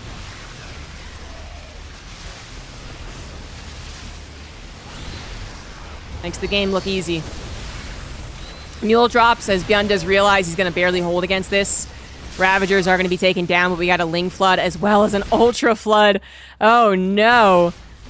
Oh, the Ultras. Not the Ultras. Vipers come in for potentially a Parasitic Bomb. Yeah, Parasitic Bomb. And I was going to say a Blighting Cloud, but I guess it's not necessary. Abduct on the tank. That was positioned there. Yep, nicely done. Shin's going to have to wait for those Ultras, though. He will have to wait for the Ultras. Bjorn will have a moment to breathe. Just a moment. And while a Marauder army is better than a Marine army against Ultras, 70 supply down. No ghosts. Bjorn thinks he can win against this, but only if he micros perfectly and that doesn't get surrounded. He got surrounded, guys. Sorry to tell you. 2 Vipers still in play, too, so these Parasitic Bombs will continue coming. Medivacs are out of juice anyway. Not really doing a lot of healing. More Medivacs being produced. A very sustained type army. Not a lot of burst and Shin reinforcing with Ling.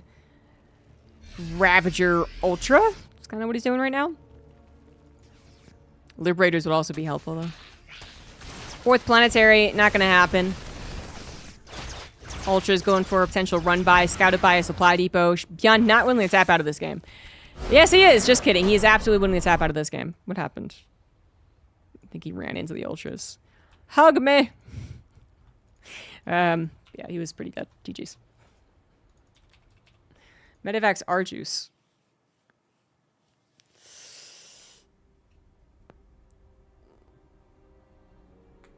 Oof.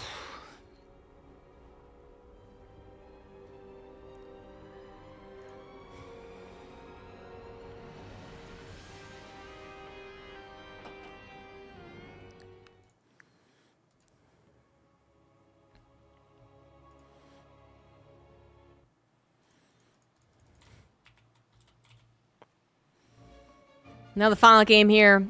Top right, Shin. Bottom left, Bjorn. Again, whoever wins is in GSL. Whoever loses is not technically in GSL, but has many other chances to be in GSL. Yeah. That's how that works. So who's it going to be? Shin actually looks really strong right now. I'm not typically the biggest Shin fan because every time I think he's not going to play well, he plays well. And every time I think he's going to play well, he doesn't play well. And he has a little bit of a reputation of being a hero killer, I guess. Not hero, the player, but rather the fan favorite gets killed by Shin. And then Shin kind of never becomes the fan favorite because of that. And there was one other reason. Oh, because sometimes I have to cast games that are really bad for him. I will never forget that Maru vs. Shin round of 4 match. What a stinker. But anyways, despite me being incredibly unfair to Shin, no doubt today he is playing very, very good. The first game, I would say I was more impressed with him for the first half. And the last 4 minutes, I was more impressed with Bjorn. I mean, they both are playing at a pretty equal level, to be clear. It just... I thought Shin was really playing a great macro game. And then he plays a pretty perfect game number 2. Certainly benefited from the lack of scouting of Bjorn. Either Bjorn scouts the intentions of his opponent. He sees the hive. He sees the infestation pit. He sees the incredible amount of drones, which is much harder to do, but still. He sees it, and he pushes the 8 racks faster, harder, stronger. Tries to win with it, well, instead of waiting at the bridge. Or he scouts it and says, oh, shit. Okay, never mind. I didn't mean to 8 racks anyway.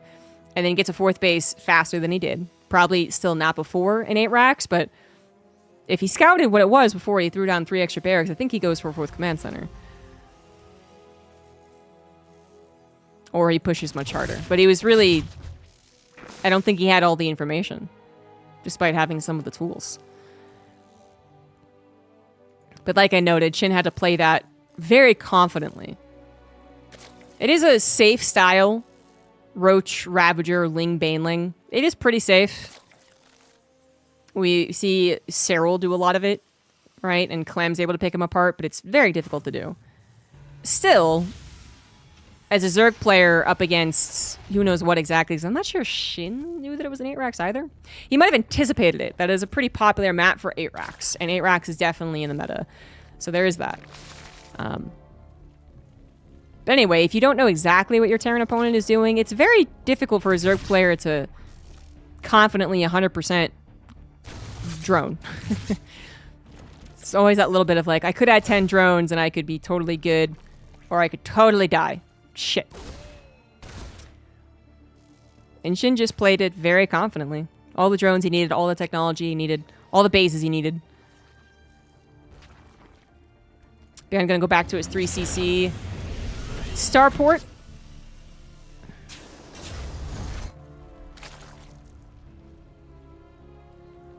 Hellions on the way, so Lings are on the way. Good old TVZ opener, no surprises as of yet.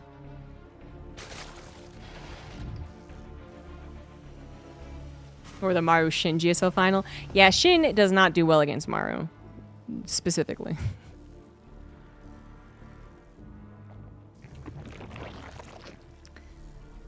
But yeah, he's a hard man to read, honestly.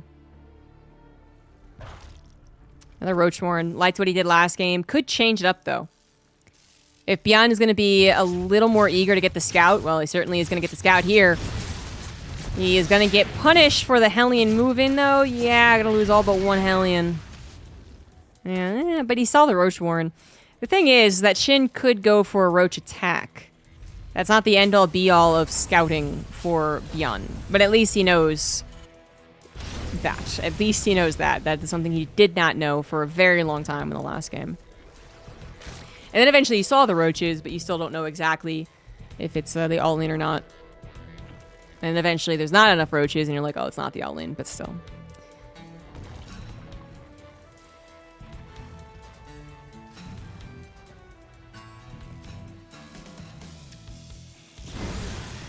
Fortunately for Beyond, he did go up to 6 Hellions, so he does still have 3 at home. Kind of the perfect amount to deal with Lings. Technically 2 can do the trick. 1 really can't. 3 is pretty good. A lot of drones and a lot of gas. So Shin liked what he did last game. He's going to do it again. And Beyond needs a scan, probably in the main or the natural, to see if there's an infestation pit.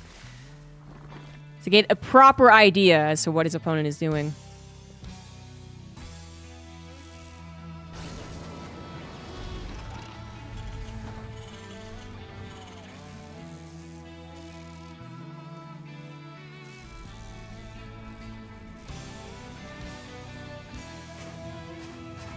But I'm maybe trying to get a read, which is the Hellion presence. Shin, as I pointed out for the last game, didn't really have a lot of scouting. I don't think he knew it was an 8-Rax. Once again, not going to get into the main soon. The 4th CC will come down generally here. And so that, in a way, can be a scout for the Zerg player. If you do not see a 4th CC around, let's say, 7 minutes, then you might assume it is an 8-Rax. Nice wall there as Shin does take out the Hellions. Infestation Pit's on the way. 4th CC, still in vision of the Overlord. 6:32, so pretty quick. No 8-Rax today. Beyond caught in such a weird position last game. But this does mean that Shin can, again, very confidently get to exactly where he wants to be. All the drones, all the bases, all the Vipers. It's just that Beyond won't be stuck between a rock and a hard place. Kind of all-inning, realizing he can't really do it, and then having a very poor macro game after. Should also have a better composition. You know, he'll actually be able to afford double tanks. He'll actually be able to add on a Ghost Academy. Probably. Scan of the natural does not reveal what Byun was really looking for there. You'd still have at least 3 gases if you're going Roach Ravager all in. But the time is ticking, and the more the time ticks, the more the roaches are not hitting across the map, the more you figure it out. Beyond making sure to keep his tanks at home, of course, but yeah, there's not going to be a big attack on the way. The 2 medevacs can feel confident being out in the map. They might not find any damage, but they can be out in the map. 2-2 starts up for Beyond as 2-1 starts up for Shin. Already got that missile done. Baneling Nest researching as well. Got a 5th base on the way for Shin. A lot of creep spread down to the south, too. Beyond is going to want to get rid of some of that. Ultralists are going to be the game plan. Drilling Claws is on the way. I don't think you never go Widow Mines if your opponent is going for the same build, the same ultra late game. Literally ultras late game. But, maybe you still produce the tank from the tech lab. Maybe you do both. But it looks like he's going to entirely swap over into Widow Mines. Widow Mines are funny. Generally agreed upon. They are not good against ultras, but they do ignore armor. So, they do a decent amount of damage to it. But it's more about trying to get rid of the Ling Baneling that is collapsing on you, trying to go for this around. To make the ultras capable of giving you a big ol' hub. And he is at 4 tanks, which is a pretty safe number, I suppose. Medevacs go into the main and see the hive and see not the Ultra Cavern. That's in the natural. And I think at this point he knows that it's the same thing as last game. Tech Lab's being added on as you would. Marauder Slow, hopefully remembered. Planetary is up. Little SimCity with the 5th base too. Sensor towers are missing currently. We'll get that eventually. Oh! Sorry guys. Abducts. Wah! Oh, there we go. I think the patrol killed it. You bastard. It was gonna live. He was gonna live! Yeah. That is not a drop. That is a push drop. Is that the right word for it? There's 2 medevacs will not be able to fit all that army in. But it's also not all of Beyond's army, whose tanks are still at home, Widow Mines at home for the most part, and definitely some reinforcements. Shin forced to respect it, I suppose. He'd definitely win if he just collapsed in on it, but he doesn't know what's behind it. His ultras are out. His plating isn't done. That might be why he's hesitant to go. +2 Carapace almost finished up as well. Overseer speed, yeah. 3 extra command centers for the Terran. Marauder Slow was remembered, and a Ghost Academy. So late game it is. As much of a late game as game 1? I don't know. It's a different transition into the late game. We got this ultra heavy army. Widow Mine's gonna burrow. No splashback so far, but also no surround, which is much more important, I would say. Beyond is able to move out of that, and now stand his ground against the ultras to some degree. Repair. He's focusing on the army fights. His Marauders got fungled. Oh no, the repair comes in a little bit too late. Corrosive Biles take it down. Beyond falls down in supply, falls down in economy. And that was actually a pretty important moment right there. Beyond not prepared for the onslaught of units. Very nearly gets surrounded, but then gets fungled. I think the surround was already good enough. Even though it didn't fully surround, it once again put the Terran in a more difficult position to micro, to stutter step, to get that final concave that the ultras are usually then a little hesitant to run into. So that was already a good fight to begin with, I think. Now Beyond can recover. Same as I said in the first game, kind of. There's going to be 1 or 2, maybe 3 situations where that can happen, and Beyond can recover, assuming he has his bases up and running. But obviously his 4th was killed, and his 5th, I think, was delayed. Could have sworn I saw a 5th over there. I think it was brought back, but it might have died. I'm not sure.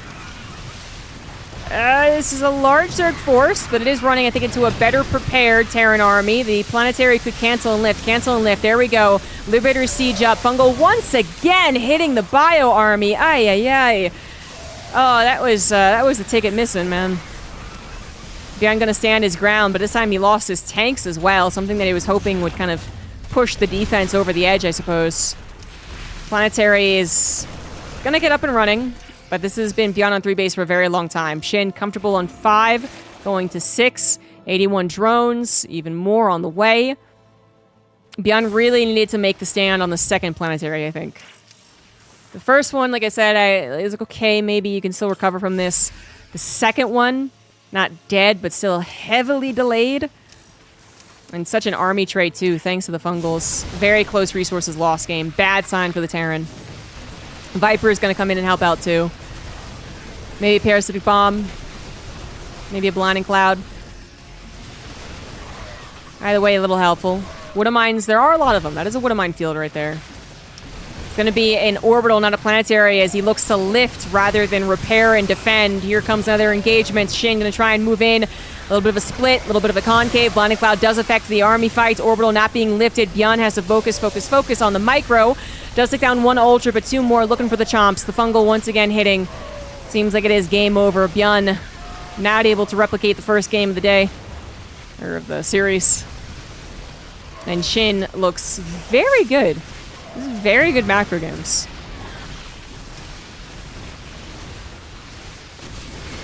I wondered if the Fungals in the first game, if they were more consistent. If they had come out earlier and more consistently, if they could have made that game Shin's. This might have kind of little answered it.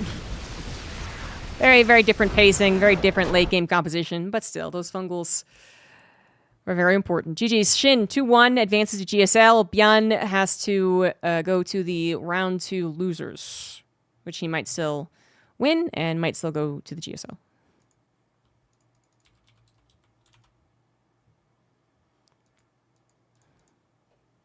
If Pig saw the Fungals, he'd be saying he was correct. I don't have Pig's confidence.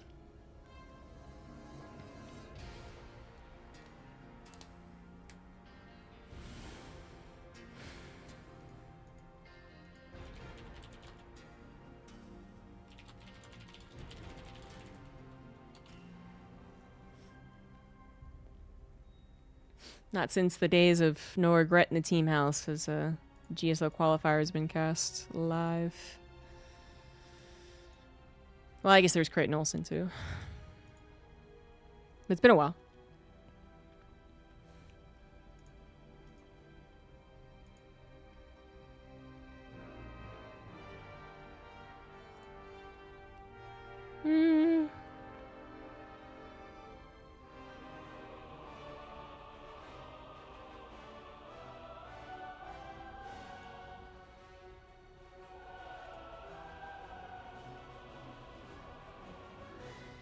There's a lot of TVZs that might be good. Let's see here.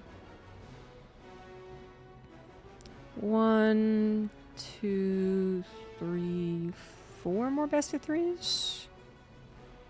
I guess I could do that. I'm gonna be right back then. Here's my cat. Enjoy the cat.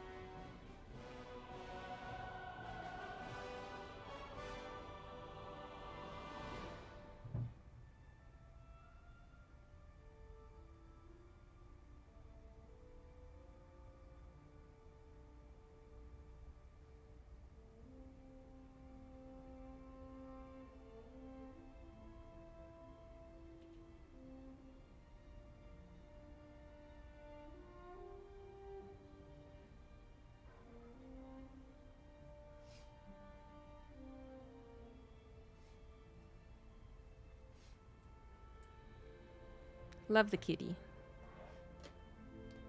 Hi, Dimitri. No. No kitty treats.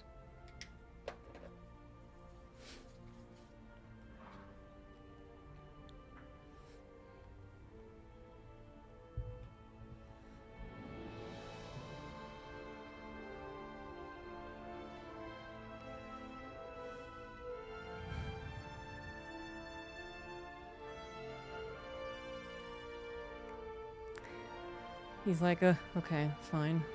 Well, I'm not getting up then. Creighton Olsen? Is that a question as you don't know who that is? He had a overall, I suppose, blip on the StarCraft radar.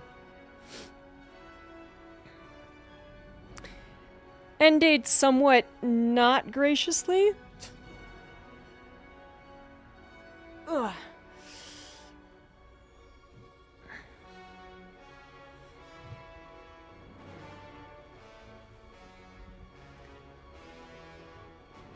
Not quite graciously, yeah.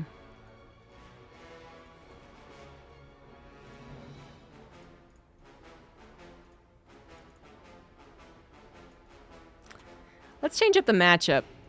Let's go into a PVZ next. I missed what brought it. Oh, because he had the opportunity to cast the GSL qualifiers live once or twice. No Regret has done it, and Creighton Olsen has done it, but the majority of GSL qualifiers had not been broadcast.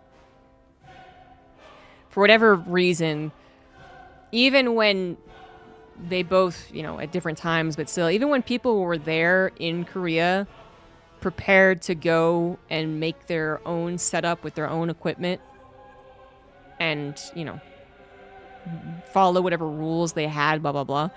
GSL was weirdly stingy about it.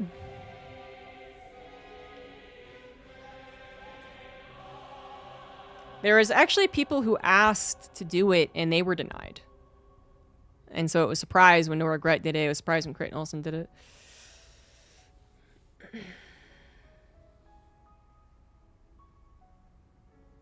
I know what you're thinking, and the answer. I don't know what you're talking about. Talking about GSL qualifiers? GSL was weirdly stingy with a lot of things. I mean, I think GSL could have been better than it was in a lot of ways.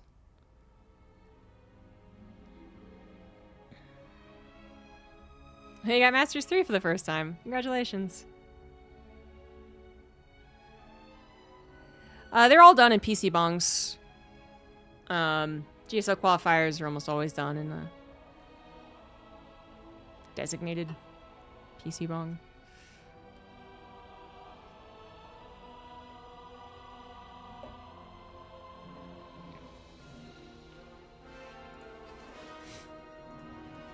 They were never particularly fancy affairs, which just made it, I guess, a little more confusing as to why no one could stream them. But yeah, there was also a time where Korea still had a lot of remnants of Brood War in it. Yeah, at this point in time, we got replays for sale. All right, it's completely different.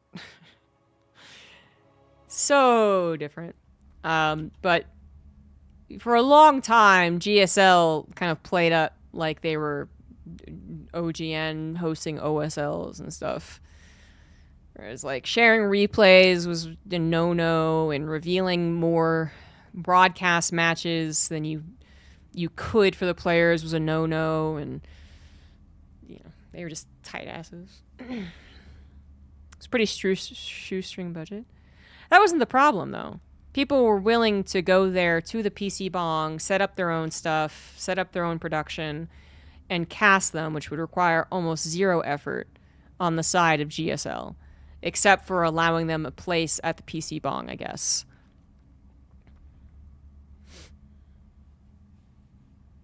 They just... Well, they never gave a reason, I suppose, but... Yeah, there used to be this idea that, with GSL being such a prestigious tournament entirely based off of this idea of, like, preparation, what makes it very different from weekend tournaments. So they would reveal as little as possible of their players. And I think that's the reason they didn't have the GSL qualifiers.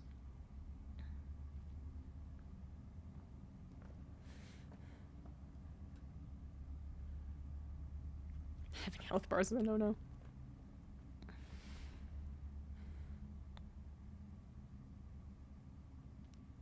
No, they don't. Like, no one. I don't think you could even go and, like, yeah, unless you were a player, you couldn't go and, like, watch I mean, there was really no other reason than trying to, I think, keep the aura of mystique and prestige and the belief that I think started in Brood War, which is you don't show player matches unless you have to. I mean, Brood War was literally so clamped down on that if your teammate was revealed to be sharing replays with another teammate, and they're like C-string, all right? Some C-string player on Jin Air had his MVP buddy ask for a replay, and he was like, yeah, that'll be okay. Banned! Get the fuck out of here. I don't care if you never see a Pro League day in your life. You're banned. You shared replays. Like, they were bad. It was a big deal. It was like smuggling. Like, foreigners would literally smuggle, like, USB, whatchamacallits, USBs to other foreigners, or, like, you know, there'd be, like, some, like, secret broadcast live stream that you had to have a secret code word for on your, like, VLC network stream player. And that's how you would see 2004's Boxer versus I Love You finals or something. I don't know. It was harder back in the day, guys. And now kids are soft. Anyway.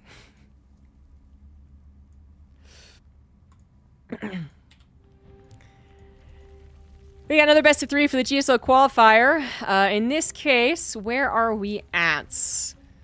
Because I need to double check myself. We are in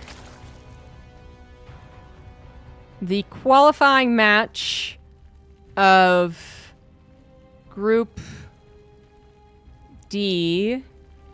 Whoever wins this qualifies to GSL. Whoever loses this has another chance to qualify in the lower bracket, and then another chance to qualify in round 2 losers. In the bottom left, it is Solar. In the top right, it is Creator. We got a PVZ. Got a couple of TVZs, some TVT. Figured needed some other race representation. And Creator also has not had a good year so far. Well, no StarCraft player has had a good year, I suppose. But he didn't make it in the GSL Season 1. He's going to try again here, see if he can actually make it through.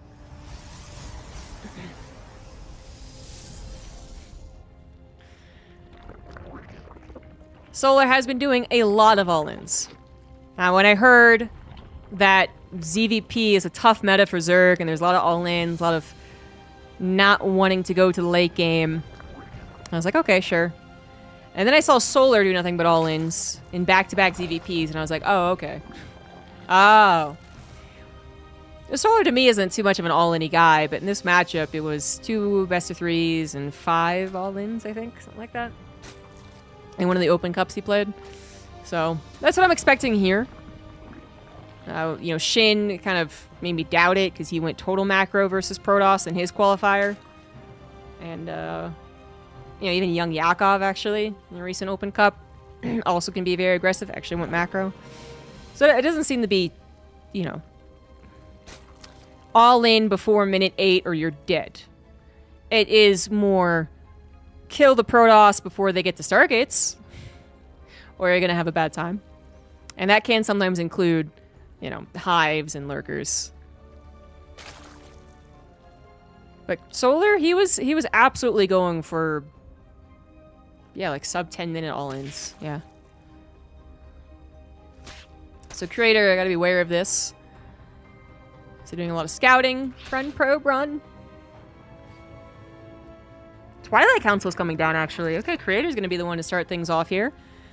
No Stargate. Twilight Council, Resonant Enclaves. Does Solar have a weakness to this? We'll find out. Well, I assume it's Resonant Enclaves. Creator has done some kind of cheeky builds, some reach into the depths of your build order bag and bring out an old one. Because I think he even charged that all in, right? Or was that classic? It was someone EWC. Anyway, It is not going to be Resident Enclaves. Or it is going to be Resident Enclaves, sorry. It is going to be Resident Enclaves. Robo's coming down. Gateway's coming down. The question is, how many gateways are going to come down?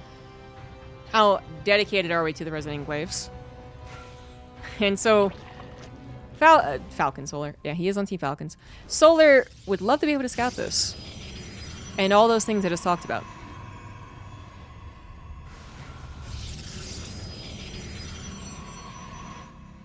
Isn't that kind of fun? Wait. Why would you put your second gateway in the main instead of at the natural, which is pretty expected? Or is that second gate just so much faster that this actually looks like the second gateway? I'm not sure about the timing, honestly. I'm not that good at this matchup.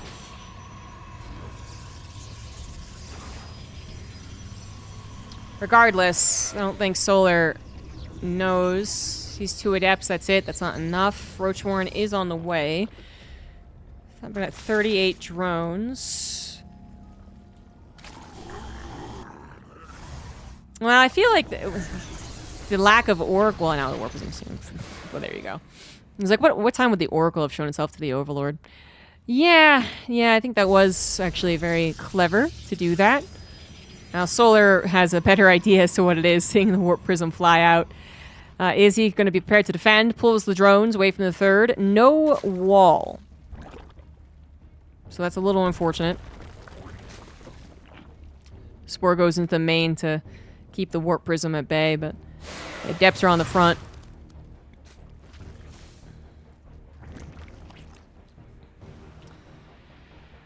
Solar, kind of have what you want against this. You know, you do want to make sure you don't over-defend. Would now be the trick to this, but Creator dipped in, dipped out. Seems clear he's not going to super dedicate to this. We have a third Nexus on the way alongside an Immortal being produced, and the Adepts did just go on home. So Solar does need to get back to droning, as he suppressed his drones for a long time, wondering and then finally realizing what it is and needing an army to defend against it. Solar could go for a little counterattack. That's exactly what he's doing. He doesn't have Roach speed, so it's very slow. But the Adepts aren't exactly great units against Roaches. And the Lings might be able to get a surround, further helping the counterattack's cause. But time is ticking on the counterattack actually being effective. Shield battery's done. Sentries are prepared. Immortal is out. So, tick, tick, tick, it's done. The Solar, you know, thankfully wasn't trying to all-in with that or anything. He was building drones and has now finally gotten ahead on his drone count to his opponents. Gas coming down for Solar at this point. Lair on the way. +1 from the Illusion Chamber, presumably missile. +1's already on the way for Creator as he grabbed your robotics bay. It is going to be Colossus. Blink Colossus. The follow-up Adept Immortal all-in should have been a thought. And should have been scary. Solar might have been looking for that too.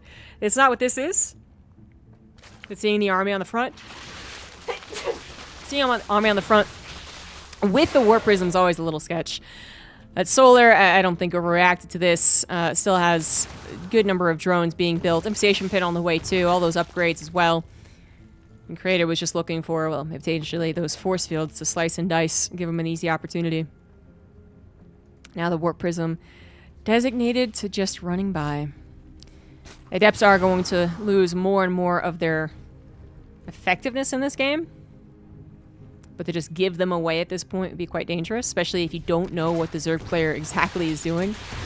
And the Adepts are going to get in the main, not find a lot of success, and not find any scouting either. There's a Hydralisk on the way in the natural. The Infestation Pit means, yep, there's the Hive, but just seconds after the Warp Prism left. Hallucination. There we go. That's what we need. Now we got it.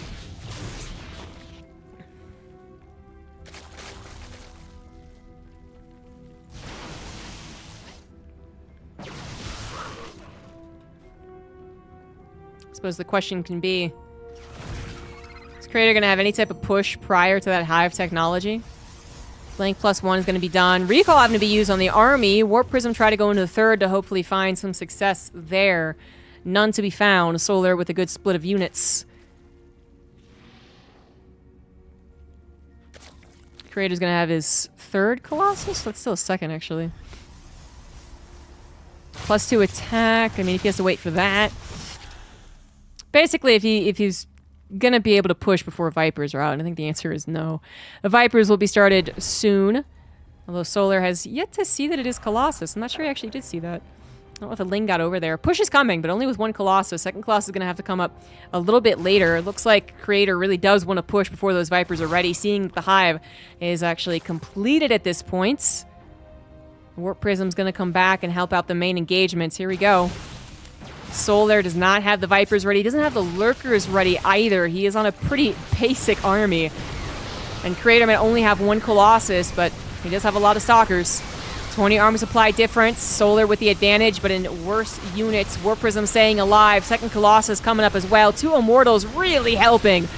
Oh, yeah, this was easy, maybe? Lurkers are available, but I don't know about this one. Observer needs to be a little bit closer, I think.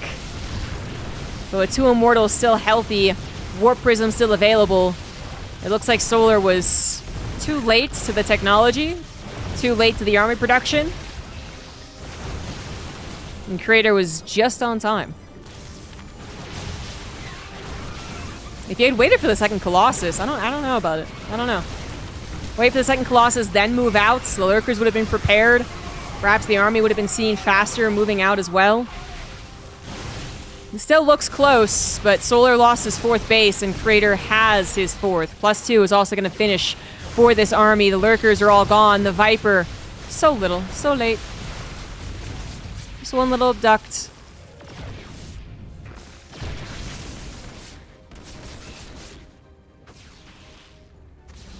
Nothing to kill the Observer either. Not that he has an Overseer.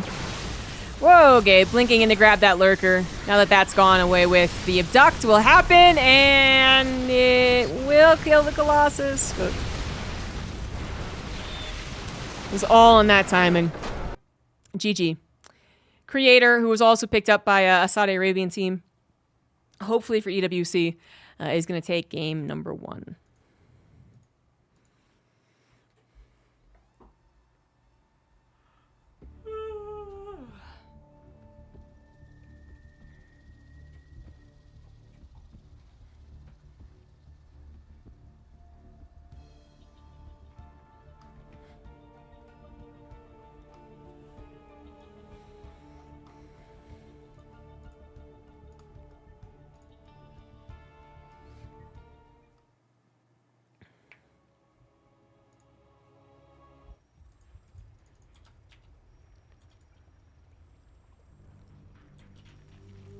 Game number 2 is going to be on Ultra Love. Top right, Solar. Bottom left, Creator.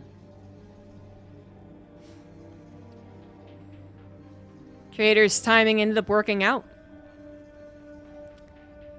I feel like usually the Colossus push-out does happen with 2 Colossus, but just the one ended up being quite perfect. Solar was underprepared, to say the least. And all he needed was maybe 30 extra seconds. What desk do I use? That's a good question. Jarvis. There you go.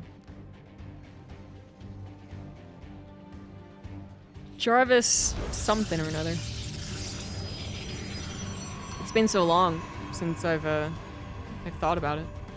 I bought it like 10 years ago? Maybe longer? I've always had problems with my wrists, and then I had sciatica, and then I'm still not, totally healthy, I suppose. Who is? So I invested in like all the appropriate things, I think, pretty early. Not that I think it's actually, it's probably helped. I can't say it didn't help because I couldn't prove that, but people were literally telling me as soon as you get a Herman Miller chair, like, all your problems will be over. I was like, no, that didn't help. And as soon as you get a standing desk, well, of course you have to use it.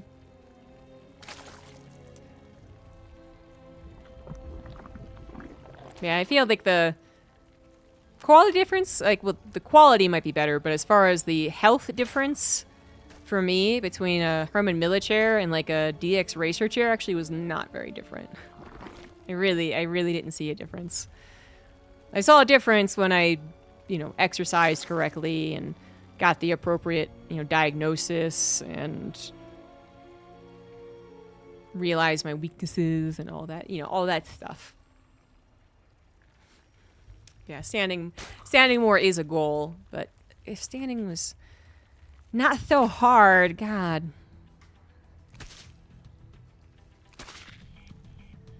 Butterfly kicks got rid of my your sciatica. Yeah, mine was basically the correct diagnosis from a personal trainer, but he was very interested in that, kind of field of study. Was that I have an incredibly weak core. I call it vanity muscles. So as soon as I started working more on my core, and that's not, it's more than just like your stomach is your core, right? But actually like the posterior chain. Then that fixed mine. And I haven't had the pain come back, but when I'm not doing well, health-wise, I can feel the tightness going down my my calf, and I know it's danger territory. Once again, the same build from Creator, by the way. Liked how it opened, I suppose. Even though it didn't do any direct damage. In fact, it did almost no direct damage. The indirect damage was there. The response has to be given for Solar. He had to build his army. He had to take his drones off of the third hatch. He had to temporarily stop droning. And I guess Creator liked the way that it gave him some flexibility, some micro in the early game to harass, scout, still lead into a third base. The biggest fear would have been the counterattack. If there was really a big dedicated counterattack, could Creator have held? I think he was very well aware of that, so that's why he put a shield battery in the Immortal ASAP. But I think that can be an absolute fear when you say, okay, the Resident Glaive thing isn't going to work, I'm going to back away here. Is the third player attacking you instead? You got 4 gateways of Resident Glaives. Solar was able to respond to this in time last time. He is stopping at 41 drones. His Roach Warren might be a little bit later, actually. So he's a little later to being prepared for this by the looks of it. Couple more drones, couple seconds on the Roach Warren. Oh wait, no, I was looking at the wrong guy. I'm sorry. I was looking at Creator's drone, well, probe count, actually. So Solar actually is at the exact same probe count. Damn it, drone count. But his Roach Warren is later, yes? The Adepts are already here. The Adepts seeing an opportunity to take on some Queens, not usually the ideal scenario. Hoping for a bit more of a snowball effect with that. But the Warp Prism also goes into the main, where the Spore Crawler has yet to be positioned. Roach is not quite out, but timed almost to perfection for the main base. Third base is under fire. More Roaches and Lings on the way as the Adepts look to trade into the natural. Nowhere close to the drones, though, and very close to the army, so not worth it.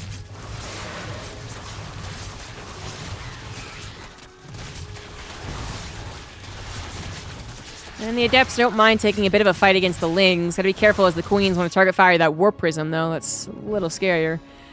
And then, yeah, the follow-ups. Very, very, very similar. So Solar... Yeah, excusing my misdirection there. Actually, is an important note, right? Because if he did get a couple extra drones and held in a almost equal manner, then that would be a good thing for him, right? But he actually still had only a 37 drone economy, which is not atypical for defending it. It just, if you could get away with 55 drones and defend in depths, you would. The Lings are going to go for the run-by attempt, which is, what actually happened last game is that the Roaches were like, well, we might as well try. And then the Warp Prism was still being a bother, so the Lings had to stay at home. The faster things. This time around, really important difference. The Roaches stay at home, try to split to the best of their ability, and the Lings go for a counterattack. Third base also was not protected by the Adepts. The Adepts actually did not run all the way home and sit there. Creator tried to go for more Adept harassment. The Adept harassment hasn't really worked. 9 drones have been killed in this game. I don't know how much from that was from the Warp Prism. But then Creator lost his third Nexus. Not killed, but canceled still. Not sure that was a particularly happy trade. I mean, I feel like I like the last one better.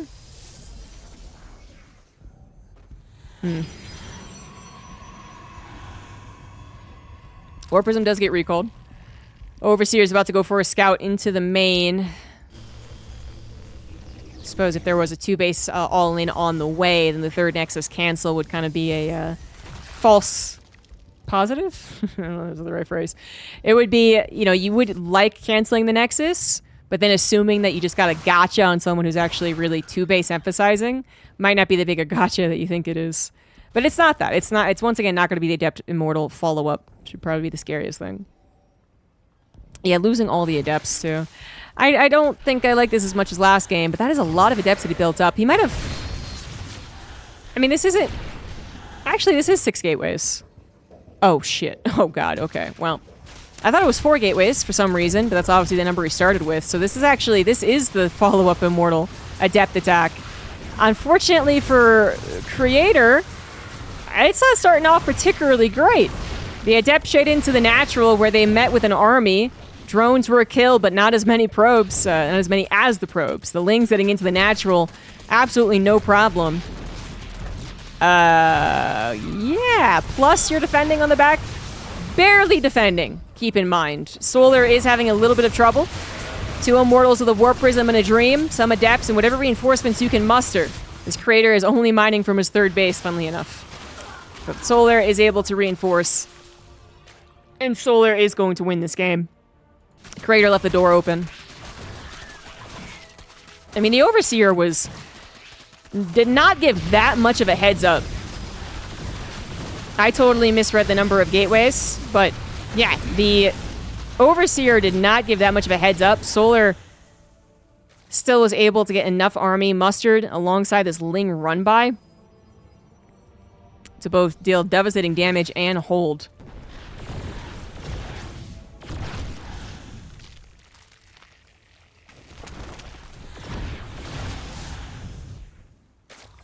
And that's game. Yep, GG's.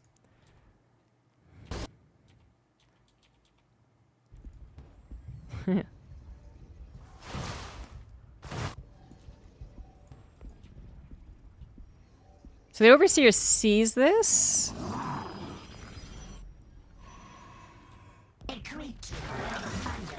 Solar's been at 50 drones, so he didn't do a lot of droning actually. And then the Immortals are left alone, and then the Lings, that's... Okay, the Lings actually had some time to try and...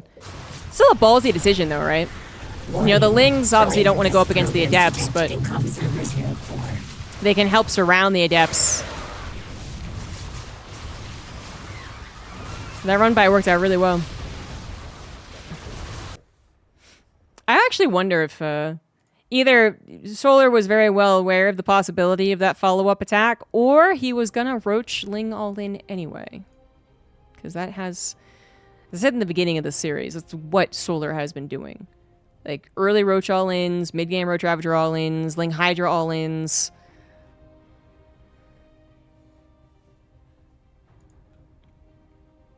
Yeah, why not both? Yeah.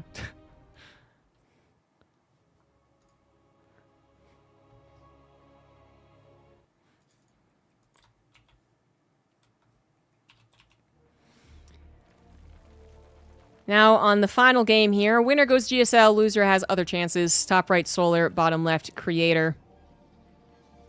Does Creator win that game if the door was closed? I don't think so. I actually don't think his Adept Immortal attack was going to work out as nicely as one would hope, because Solar was, whether it was in preparation for a defense or preparation for an offense, it was both. He just wasn't greedy enough. I think, you know, you go for the follow-up Adept Immortal attack and you're hoping to catch the Zerg player going up to 60 drones, at least 4th base on the way. And so the Immortals, you know, they see the gigantic army. The Adepts don't really get into any particular clever location either. That Adept shade was meh, you know, into the Natural, but more into the army than it is into the drone line. And into nothing but Roach Ravager, too. So it's not like they're taking particularly effective trades.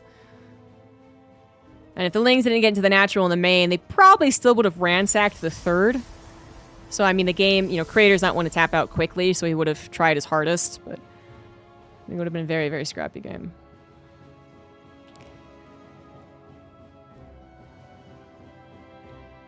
So Creator showed, you know, one game he didn't go for the follow-up attack. Second game he does go for the follow-up attack. Have we exhausted the possibilities with the Twilight Council opener. Not actually. Technically, you have tons of other ones. You could go charge all in. You could go blink all in, I guess. 2 bases. You could go for an Archon drop. Classic.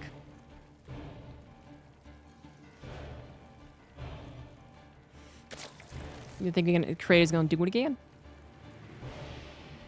Well, the warp gate timing will tell us. Let's just zoom in on it right here.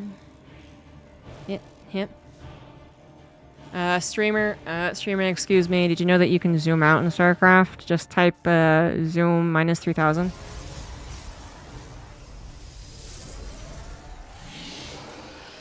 Twilight Council it is. For those who don't know, whenever I play Warcraft, there's always one person who's like, you can zoom out. Wait. Ah, he tricked me! He tricked me. He didn't really trick Solar, though, because he started Warp Gate, and then he canceled it, so...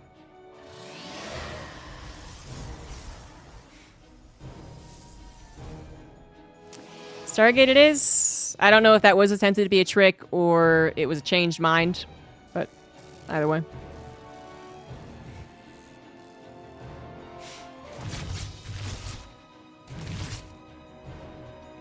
So Solar having, you know, obviously the Overlord stayed with plenty of time to see that change. Notice that it's a Stargate. It technically, I always have to say this, it can technically still be a Twilight Council. It's a less perfect build, but if you go for surprise over perfection, I mean, it can work. Just maybe keep an eye on things. Dear Overlord. 2 Adepts trying to get some damage done. If you find a Creep Tumor, that's not bad. I really don't get it, though. And they're not looking to spend a lot of time here, because speed is done. Solar is supply blocked. Whoopsie-daisy. I guess not too bad of a supply block. Overlord is heading into the main base. I don't know if it saw the Oracle. We do have 1 Spore Crawler on the way, but just 1. So I'm yeah, definitely not sure about that. 2 Queens in the main, 1 Spore at the 3rd. That does... That's very safe in case it, you know, if it is an Oracle. And if it isn't, it's a little less investment than building a Spore Crawler in every single base, obviously. 3rd doesn't quite need it yet. 2nd Oracle is on the way. It's the 3rd Oracle, actually. 2nd Oracle just went over to the natural to chill. 3rd Oracle emphasis rather than a Twilight Council. Oracle Adept tag team. Buddy up. Would have been 14 Lings. Maybe technically a little more than you need for the 2 Adepts, but... The Oracle also looking to help out. Combination of Queen plus Lings necessary. Maybe, you know, you can build more Adepts. You can go up to, I could say, even 6, I suppose, and try and get a surprise. Although Resonant Glaives is not your purpose. And that might have been what Creator... Have I called him Classic before? Creator is trying to do. That might have been why he made those extra 2 Adepts and was moving out with them. He wanted to continue controlling the outside of the creep with the Oracles to help out as well. The 3rd Oracle is the one that's helping the 3rd base. Yeah, that's the combination you get.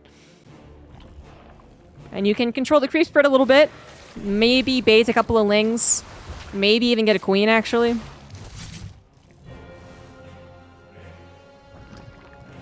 So they're going for more drones, since I've been calling Solars all-ins for a while now. I'm gonna pay attention to that. Blink on the way for Creator alongside the +1. Again, no real... He didn't expedite the Twilight Council to get it before the Oracle, or didn't get a 3rd Oracle at all. So I wasn't expecting particularly fast follow-up aggression, but, you know, the Adepts had been able to stay on the field a little longer. The Oracles abandoned them, however. So the Adepts had to go back home. And now we're building Stalkers. And we could still have a poke. I mean, it's as long as the Oracles are alive and you're not being all-in. Then a little pokey poke with Stalkers is safe, mostly. There's the Stasis Traps going down. Solar circumventing this. Looking for a possible 3rd base attack or another open door into the natural. Not going to find it. The Oracle is still back there helping. But, you know, Creator's not really invested a lot into this push.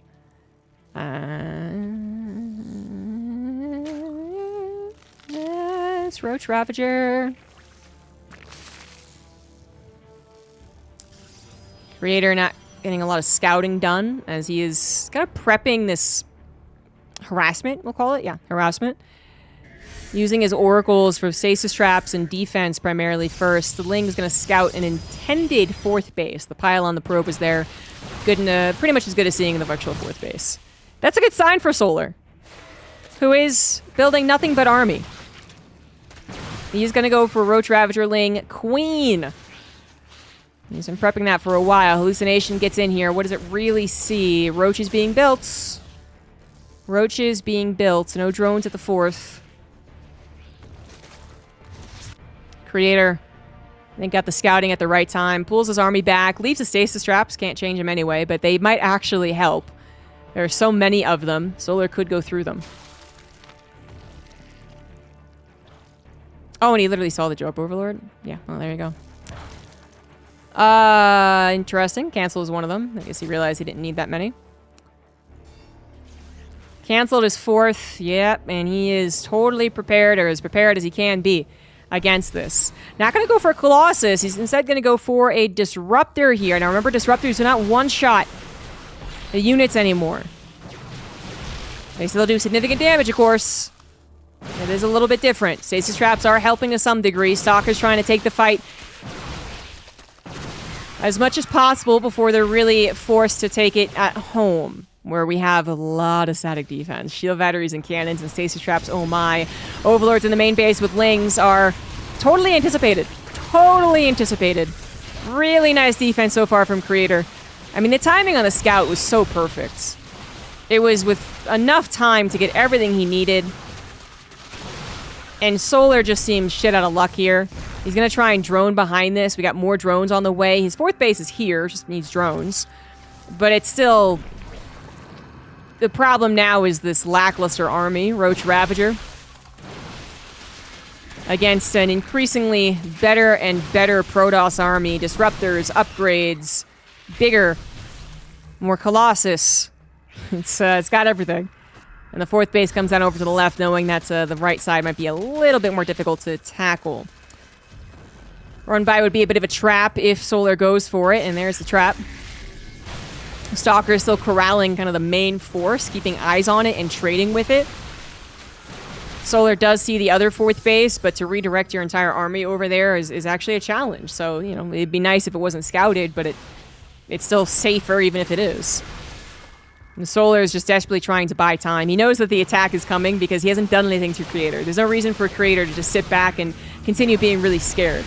There was no fear here for the Protoss players. So they are going to counter. Solar is in a load of trouble. He does not have any lurkers. He might have some. They will not have their upgrades. Okay, he has 8. Jesus, okay. They might finish, and 8 would be pretty good. But they will not have their upgrades. And tracking the army might be difficult as well. If the third base is no-go, then fourth would be it. Fourth, by the way, speaking of, defended by oracles for Creator. Doesn't have the range of the Colossus quite yet. I think he does need it. The Stalker blinked in, but yeah, that was a lot of lurkers. 7 lurkers. And here's just the bounce between the bases. Keep those lurkers moving. Find them unburrowed. Disruptors going for the shots. They do 2-shot lurkers. That's still true, right? They didn't change that. So it gives Solar a chance to survive, but yeah, his lurkers are out of position. Not quite protecting this fourth base. Trying to get into position, but only 3 of them, and we might just target down the hatchery.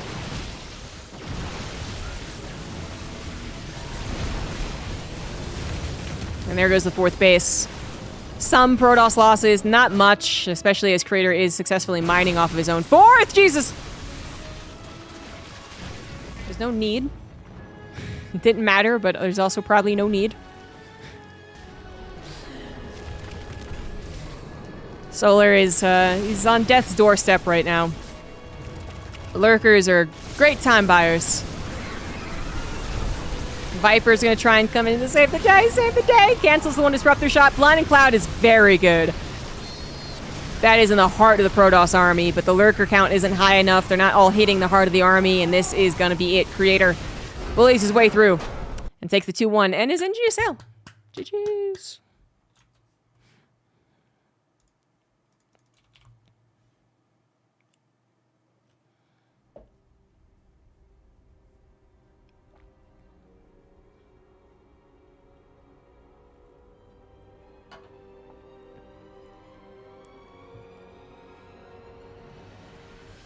No desk is safe. Only if he loses.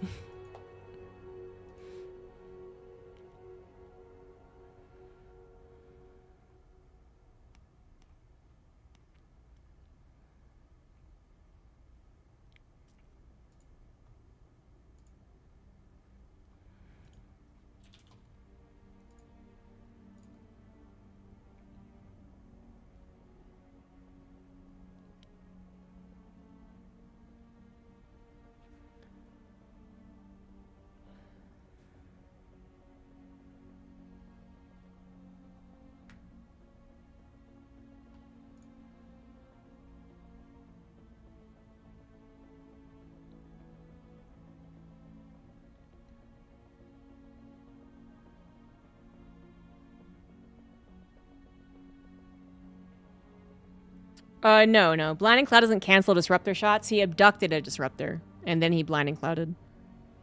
And abduct cancels it. Disruptors definitely two-shot them. I didn't think that changed. In fact, I think I remember people talking about it when the patch came.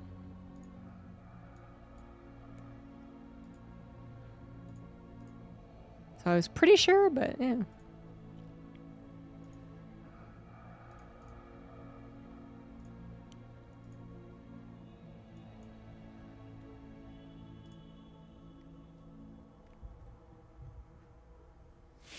Yeah, I thought Lurkers definitely got an HP changed.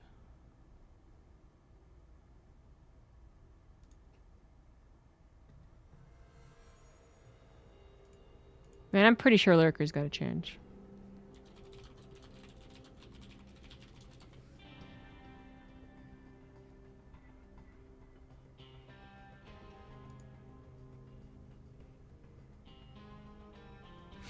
The HP is reduced. It's just not in the patch notes for some reason, was the first result on this Reddit thread response.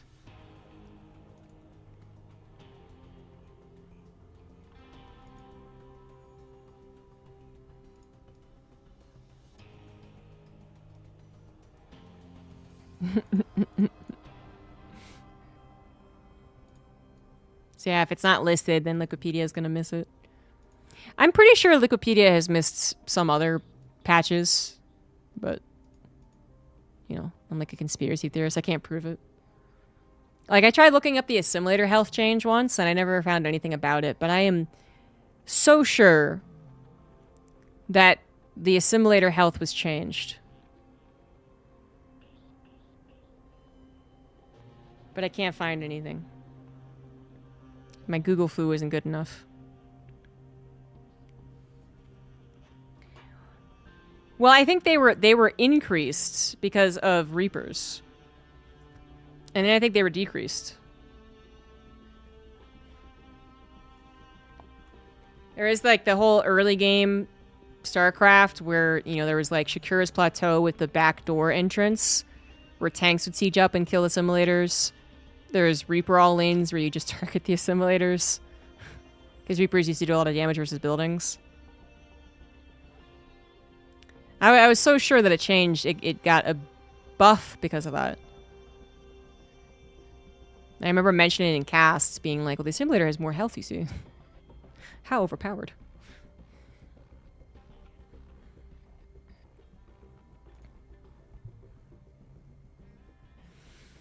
But I can't prove it. Can't find the patch notes.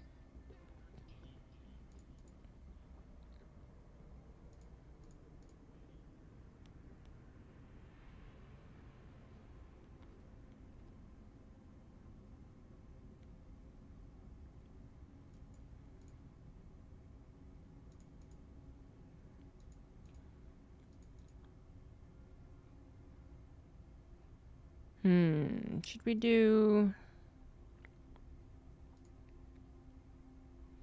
Yeah, we'll do this one. Okay.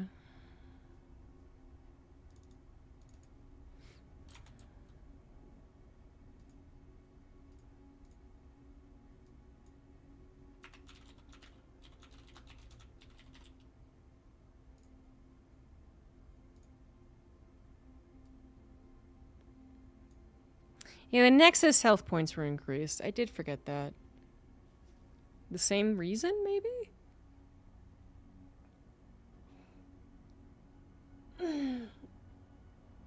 I mean, most people don't even remember that Shakura's Plateau had that back entrance. There used to be an alleyway in the back.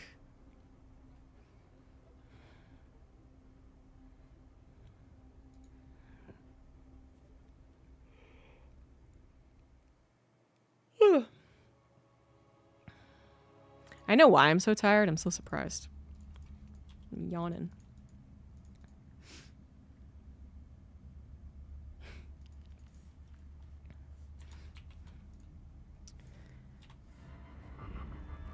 So, following up our winners match, we now go into the losers match of, I think it was Group C or D.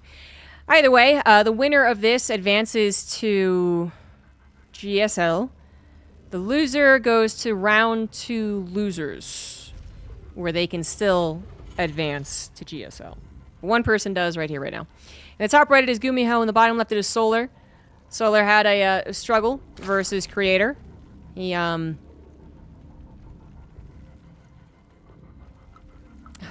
did it go? He won the first game. Well, he lost the first game, won the second game. And then the third game tried to go for an all-in, one that he got to control a little bit more because there was Twilight Council. Oh, shenanigans. Shenanigans. Speaking of shenanigans. That kind of controlled the early game a little more, but then Solar finally got to do his all-in. It was completely scouted, completely shut down. And Creator was able to advance. Now he faces Gumiho, where I think we'll see less all-ins, but, you know. And we get a 3-racks. Which isn't a 4-racks, to be fair. But it's not a 2-racks. And it's not a 1-racks expand. You get what I'm putting down here? It is pretty dedicated to do this. This is... You have to kill the hatchery with this. Or kill them. You just head into the main base and kill them is also an option. But it's still possible, technically, to do just enough damage to play a macro game. Like a 4-racks, I don't even think you get the orbital, for instance. So this is why it's like it's pretty dedicated. There's a chance that it works even without straight up killing Solar. That Solar does scout it fairly quickly. And what's important, I think, is that he also saves the Overlord that scouted it too. That's really fortunate. 50-50 chance, by the way. The Raxes could have been on the right side. The Overlord could have gone to the right side. But this doesn't seem like a solid start for Gumiho. I think Solar has had problems with proxy Raxes in the past, but the last time he was proxy Rax, I think in his qualifier for last season, he handled it very well. It was a 2-racks, a 3-racks, but still. We're getting into the awkward territory, though, where the more Marines come out, the less the drones really want to be out here. Especially all by their lonesome. Ling's trying to help out. This round does go down. No, how? The Marines slip on by. They're greased. Illegal play. Well, the full surround did not go down. Still, the Spinecrawler got time to build, and that is quite important. Now the question is Gumiho all in? Because he's already borderline. He basically is all-inning anyway. It's just not the most all-inning I've ever seen. Or does he get a command center? And there you go. There it is. There it is. So all-inning would mean building your Marines and sending them out, like, maybe past the Spinecrawler or at the Spinecrawler. And you're kind of hoping that the Zerg player is trying to toe the line between being too greedy and too defensive. So if they do start making drones, then the Marines do have a chance to take down the Spine, the Queen, and the Lings, but chances are decreasing at this point. More Lings are on the way, and this is why Gumiho is keeping his Marines here. I don't think he is going to blitz, but Solar has to respect the possibility of the blitz, even though he knows that there is a command center. It's still scary. So that means that Solar can't just drone. Eventually, Gumiho will lift his barracks, send at least 2 of them back home, if not all 3. I would say 2, and then send the 3rd one to scout. The gas is finally coming down for Gumiho. And when you 2 racks, you get a gas kind of during the building process. You prepare for the factory to be added on. You get that started, right? But 3 racks, it's a little more complicated. And again, the 4 racks is just so all in. Speed is only halfway done, and this is where Gumiho has to be a little more concerned. They probably didn't get the perfect speed timing with the opener the way that it went, but, you know, around 430, you want to be concerned about speed. And that's a good number of Marines, to be fair, so maybe he's not that concerned, but it's like, it's still a little scary because he doesn't know if there's a Baneling nest. He doesn't know if there's a Roach Warren, which I think would be a really bad idea, but... Oh, he goes for it? Oh, okay, just the Overlord. Just the Overlord. False alert. Overlord does supply block Solar. Speed's still not done. He's gonna go for it? He's gotta be really careful. The Marines... I don't want to be surrounded. Oh, no, the speed finished. Oh, my God. Was that what Gumiho really wanted to do? No. No, it wasn't. His factory's not done. His factory's not done. He doesn't have any Hellions. He overstayed. He overstayed. I don't know what made him think he should stay and actually move in at that particular point in time. That was just very dangerous. Engineering bays are pretty healthy and they build pretty fast. And this is one hell of a defense at the natural. What? I actually thought the natural was broken for sure. What? Oh, more SCVs pulled down, also saved the barracks, but Solar made so many lings. He so wanted to get that natural delayed. And even threatened the main. It is very possible without that engineering bay, which is like, I'm going to build some +1 too, right in your face, that the supply depots would have been under fire. And they're supposed to hold. You're supposed to repair them, but it's still more money, more lost SCV mining, and more no natural command center mining, you know? But it held in the natural? What? Such quick thinking. Not to mention just the straight up timing. I mean, actually, I'm going to rewind and see the exact timing of the barracks landing.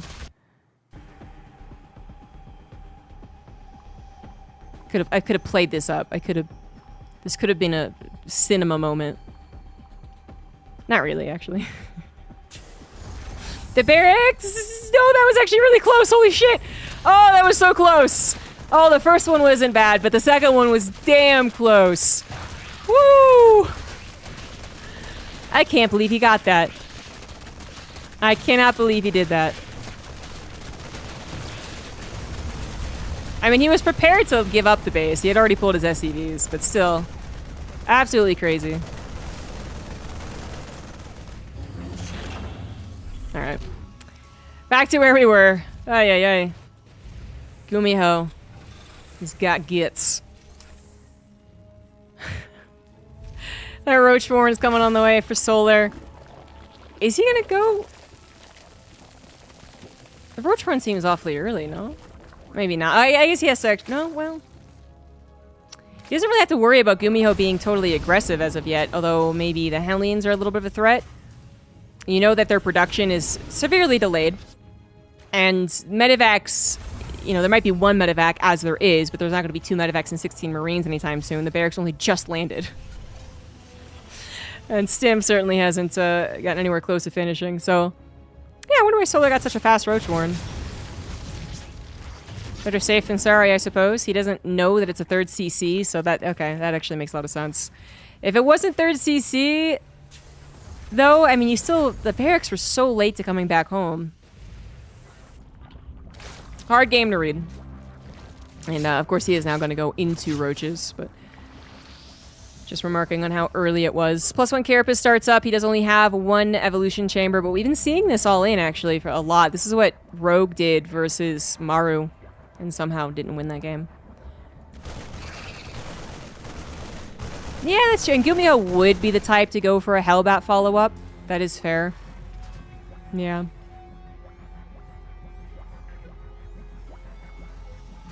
Another reason why it sucks that the Lings couldn't even get up to the high ground. They might have gotten a glimpse of the production, you know, and how late the Hellions were and all that. Still, the How About attack was probably on the forefront of Solar's mind. Now he is absolutely using the Roachborn for an attack of his own. He is going to go for an attack. And Gumiho needs to recognize this as he moves across the map, well, with Hellbats. Speaking of the devil, it's not a particularly fancy attack. It's a bit ragtag, isn't it? One medevac, stim, but no combat shields. And the Roach Ravager is ready to go. This ends up being a scout. Now we need to skedaddle. We need to get the fuck out of here. Abandon ship. 3 medevacs is not enough. No tanks on the docket. Yeah, I don't know about this hold. I do not know. I know that Gumiho needs to give up his third base, exactly what he does, but he's trying to take advantage of the high ground and the currently limited number of Roach Ravager. It is steadily increasing. But no tank production. His tech lab is ready, but not building a tank. I'm building a tank. Why isn't he building a tank? Build a tank. Build a tank. Build a tank. There's the tank. It seems like he's deflecting this anyway. It looks like Solar is forced to respect the amount of army that he's able to get. Tank or no. That is a lot of Marines with, for all you know, combat shield's about to finish. It's only halfway done, but it's still a lot of Marines. Not a lot of medevacs to heal. I mean, it's a very different looking engagement. It's definitely not all about numbers here. There's the stand for Gumiho. Combat shield list, mostly medevac list. It's not ideal. +1 attack to +1 carapace as well. Gumiho, even the medevac's like, we're not going to win this. I'm out of here. Betrayal. The Hellbat drop was attempted. It did seem to kill a couple of drones. Actually, a decent amount by the looks of things. I don't know how many were killed in the 2 racks. Forgot to check, but the tank is out. And I guess that's why Gumiho was moving his army the way that he was. Oh, those combat shields. That was like 1 second away from finishing. Wow, combat shields would be really helpful right now. SCVs are going to be pulled. Tank. Tank for your life. Thank you very much. Choke is giving the Roach Ravager some problems. He's going to break down the tighter choke, but I think what's more important at this point in time is that Gumiho is entirely on 2 base, although his third is trying to land, and Solar has gotten up to 4 bases, 77 drones, Baneley Nest, Hive, 1-1 upgrades, plus the carapace is already done. That's I think, the bigger problem. Gumiho knows that he has had the worst timing, really. You know, defending on 2 bases earlier on would have been acceptable. But at the point in time in which he defended, he was kind of already needing that third. And now there's so much time spent defending only on 2 bases. You know that the Zerg player has tried to macro out of control. Gumiho has got to put pedal to the metal right now, and that's exactly what he does. Main base triple drop. Does scan a little bit of the army responding, and that is too much. Combat shield's still not done, by the way. Lost the tech lab, lost the barracks, right? I need to get a new one, so these Marines are just not going to be able to stand their ground. Somehow, some way, gets a cancel on a 5th, just a handful of Marines. And Gumiho's 3rd CC is finally back on location. As far as the supplies go, that's not that bad. If you're talking about pure, Marine tank army versus Roach Ravager, 40 supply is not that bad at all. We have seen defenses off of 60 supply deficits. The problem is all this technology as well. Solar is getting up to Hive. He's getting Vipers before Combat Shield is done. And he has such a good economy. Could be a little better, but, context very important here. No cancel. Solar making some mistakes. Gumiho making his own mistake. Tank out in the open. No wall. Oh, no. Might want to rebuild that with supply depots. SCVs look like they're going to be slaughtered in the main. We got a drop from Gumiho. Tank is siege, but army is injured. Still without combat shields. And there is so much Zerg. We're running out of steam. Gumiho is running out of options. What an absolutely funky game. And Gumiho not even paying attention for a hot second. That'll be the nail in the coffin, methinks. He knows there's a Hive. He knows there's 4 bases. He knows there's 8 gases. Yumiho most likely frustrated with the defense of the roaches. Up until... So here, good decision. But then when his army had to buy time and die without, I think, a successful trade, that's when I think everything went to shit.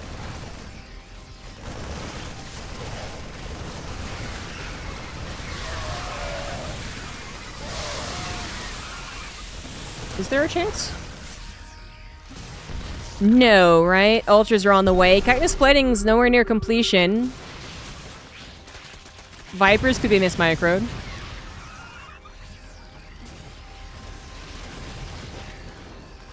If Solar runs his Vipers right over these Marines.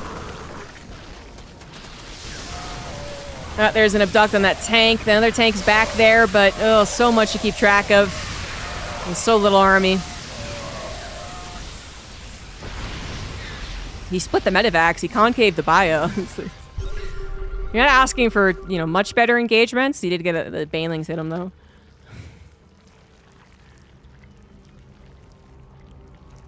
Solar now taking his 5th in a safer location. One that is thus unscouted. 3 infestors are on the way, too. Yumiho... Not gonna tap out?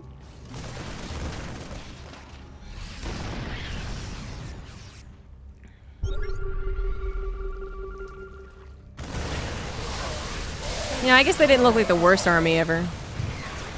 But there is another army, and there's a lot more to come as well.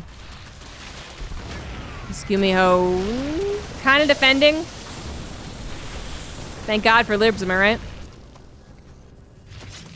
His combat shield's finally finished, just a note. +3 attack was emphasized, so that is finishing for the Terran too. Since we got a game, apparently, I should continue casting it. Liberator is taken out. Double medevac drop means to take the army with it. It is going to the top left, which maybe Solar doesn't anticipate. Liberator's starting to cancel a lot of things there. I think an Ultra got canceled. No. No, you're not allowed to make a comeback happen, Yumiho. For the good of the Terran race, the Buddha Minds took out 2 Vipers. No. This actually is really close. Main base is going to be the last refuge. Natural is temporarily lifted. Solar is retreating. Solar is like, wait a fucking second. Am I losing? Am I dying? The Liberator just ransacked the drones. The drop killed the 5th, and now going after the 4th. It's going to target it down. No transfuse in time. No transfuse in time. Transfuses are in time. Woo, that was close. But the 3rd base does go down. Fungal on top of the medevacs. Do we have a follow-up? More fungals is the follow-up. Parasitic bomb as well. Got to split. Not going to bother. Not going to bother. That is a goner. And Solar probably pulled back at the right time. He nearly lost all of his mining bases. Like, what the... 40 army supply difference. +3 on the bio. Medevacs without any energy. No more microing on the Marauders, too. And Solar finally wins game 1. That was a little too close. If Yumiho had killed the 4th and then escaped with all of the army that killed the 4th, landed back at home and prepared for the inevitable counterattack, I actually think Solar isn't guaranteed win there. But because Gumiho had to sack his army and didn't even kill the 4th, yeah, it was fine.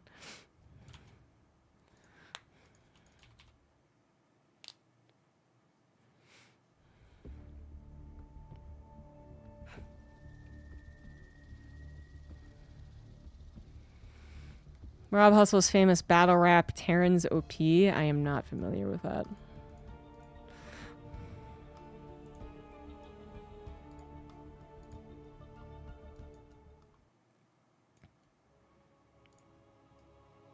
That would have been such a epic comeback, but I think for the good of the Terran race, we needed that to be a Solar win. We need less balance complaining, not more.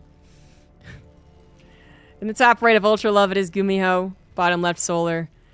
Like I said, I think really it just was a fine game. It was a messy game. Messy, unclear to the players for sure. Definitely different than what we usually have in StarCraft 2. But I think it was a fine game as far as either player could have won. Up until Gumiho lost that Marine army and had to give up his 3rd base. I think that's when it really became, okay, you're dead. The combat shield was canceled because of that.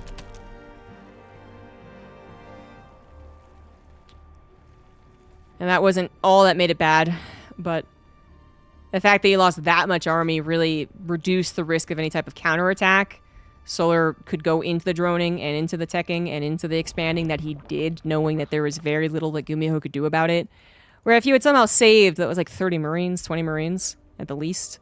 If you had somehow saved them, put them behind the wall, and had that tank sieged up, like there's, I don't think combat shields might still have been delayed, actually. But there's still so much army that can go for multiple drops or even just a straight up counter that you have to kind of respect as Solar.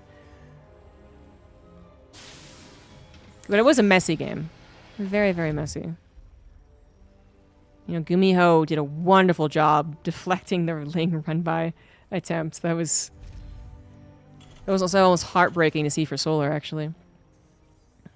But then maybe he started to lose a little bit on the macro side just with how chaotic things were getting.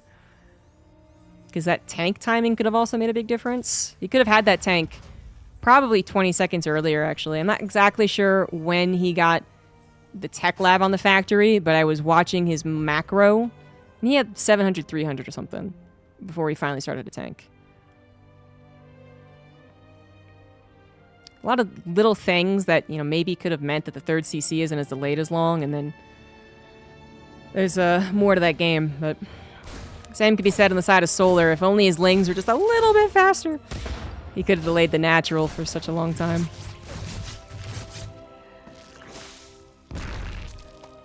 So no 3 racks this time from Gumiho. You try to slap him in the face quickly, and then it doesn't work. I'll go back to 3cc off of the factory. Marine holds against the 2 Lings. Yeah, protect the SCV at all costs. Oh, Reaper came back.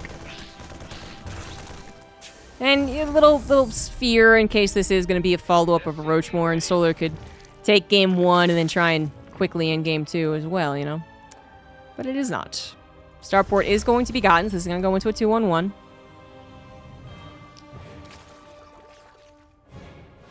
And the Reaper gets the confirmation on the 3rd, which it was missing up until that point.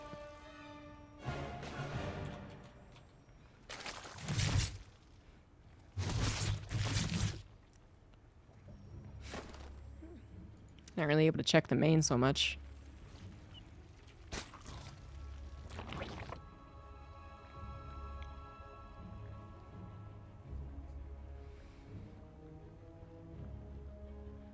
Nothing to really report on at this point in time. As we see an armory get slapped down, which I'm not expecting. Viking is coming out first. You don't see this as often. The Viking into Banshee, perhaps. Could be Viking Medevac Hellbat, but it's off of 3cc, so it's not... It wouldn't be the scariest Hellbat attack. I don't think I've seen it in a very long time. It is going to be Viking into Banshee. This is a very old style of build. But Gumiho brought it back, I think, actually, not even last year's Home Story Cup. It may have been the year before that Home Story Cup. Hellions got in. Ooh, 4 drones already going down. Not too bad so far, but I don't see a lot of Lings. The Queen's going to try and body block, save the drones. Drones even trying to get a piece of it. Overall, not bad. Overall, not bad. Yeah, that's okay. That's okay.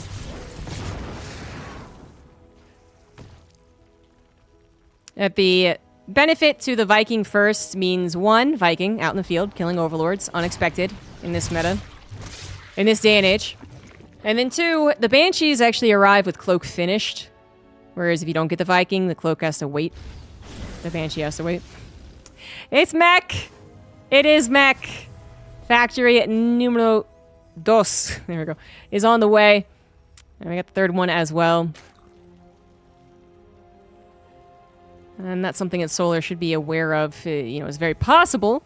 Right now he has that kind of funky scout that looks like there's 2 barracks. He hopefully knows that that was a timing scout, that was the Overlord saw the first racks and then dipped in to only see the second, quote-unquote second.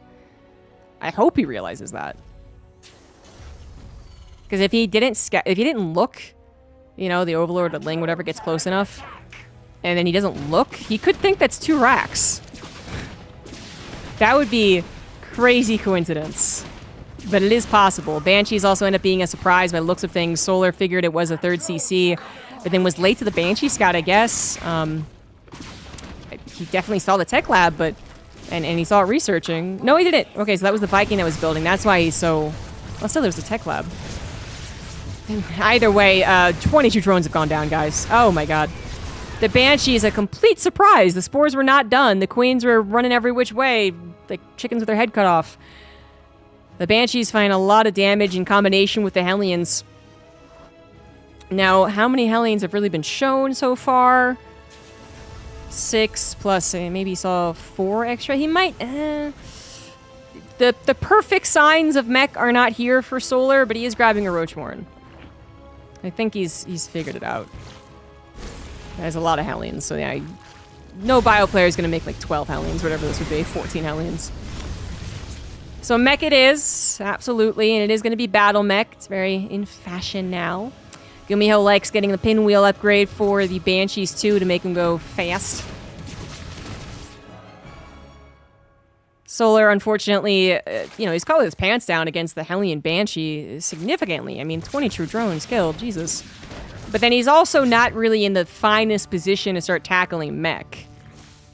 I mean, ideally against mech and bio, you're, you know, droning up until 75 or whatever, and then just on your happy way to Macro Town, right? But I think it's even more important for mech, actually. If it's tank mech, you have time to recover from gaps like this. If it's battle mech, you don't have time. And you're going to be combating consistent aggression while also trying to recover from a very substandard start. Solo's bringing his overlords like he's going to all in. And I guess that is his plan. No more drones are on the way. He's just going to try and all in and win the game. But Gumiho only down by about 15 army supply. He does need to worry about the lack of room to micro. But it's still a pretty good battle mech army. It's just Solar's army is not as scary as you would think for an all-in, I suppose. 4th base, by the way, is down. I might have to get lifted. 5th CC is providing some type of Sim City. Double Banshee. Clearly the Queens are here to stop that. Overseer's out of place, though. The Banshees could still help. All right, now they're back in place. Raven even available. Anti-Air Missile would not be bad. Would actually be pretty good. Ling's coming in for the partial surround. Trying to get on top of the Cyclones as well. They've already dealt with the Hellions. Now the Cyclones are in trouble. The Banshees desperately trying to help out. More reinforcements are on the way as the Cyclones barely survive. Now the SCVs are being pulled into this. This is a 5th command center, guys. There is a lot of damage that Gumiho can take before he really has to tap out. Cyclones up against the corner are eventually going to be taken down, but the Banshees are barely alive. The Queen just cannot catch up to them. And the Banshees are really helping here.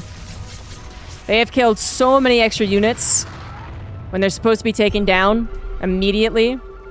Time was bought for the 5 factories, now up to 7 factories, in fact, to produce. So the 3rd CC was not even a sacrifice. I mean, the SCVs were. The SCVs were a worthy sacrifice for the time bought. And that is a planetary up at the 4th, too. Gumiho, he's got places to go back to and defend, doesn't he? And Solar needs to get back on the macro train. He did go up to 66 drones, but he needs more than that. Because Gumiho, once Solar leaves and Gumiho clears up this creep spread, he's going to be able to kind of double expand.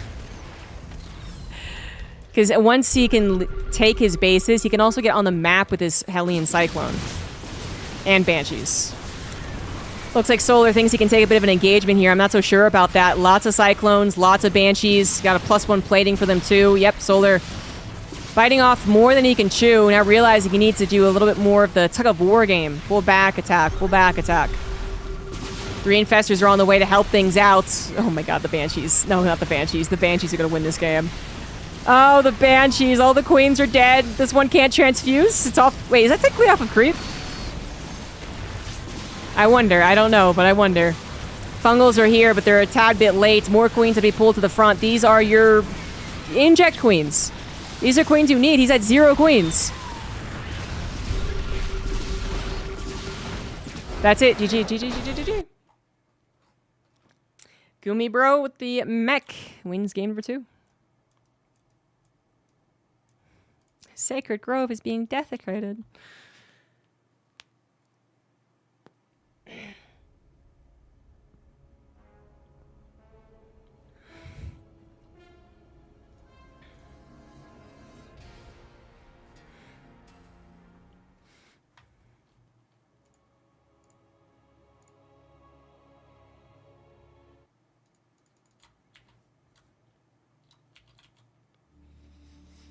And now it's tied up 1-1. Top right Gumiho, bottom left Solar.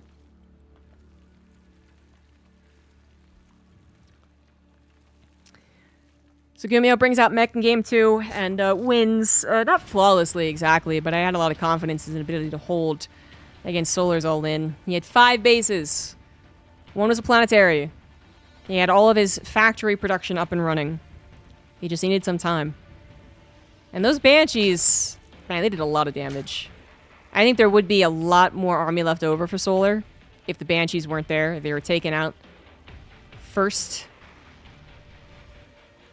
Maybe enough of an army difference that Solar can move into the natural quicker before Gumiho is accumulated. Near as much as the Cyclone number they did, which was... I think it was like 6, maybe 8 when Solar did take that last fight. And if Solar had a more army... Maybe he clears up the 3rd faster. Maybe he goes into the natural faster. Or maybe Gumiho does get killed. Maybe, you know, his production gets camped. But the Banshees must have done so much extra damage. So much. No tanks were harmed during the last game. It is a good note, though. Like, you know, it's like, we're battle mech. Like, now that I think about tanks, we're battle mech. But actually, if he saw the all-in... Which I guess he didn't, but if he, you know, at any point during his defense, he could have produced a tank or 2. And that might have been a little bit more dependable.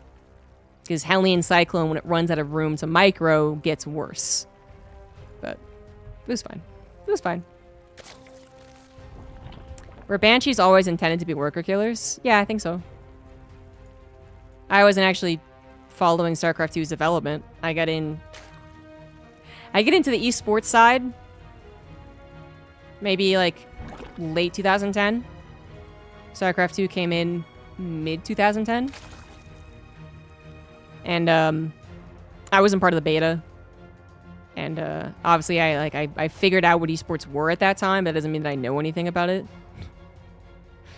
I was just like, this Zerg streamer who plays dubstep all the time is kind of fun to watch, I guess. So I don't know, but I'm pretty sure Banshees would have been intentionally made as harassing units. Oracles rather famously were said not to be worker units, but that clearly changed. Reaper is causing a bit more of an issue than usual. I don't know, he saves the drones, okay. He's going to be a 3cc off the factory. Gumiho comfortable doing this. Doesn't expect Solar to go for any early game attack. I do know that one time, at one point in Alpha, that the starport was supposed to be able to build while floating. Which, woof!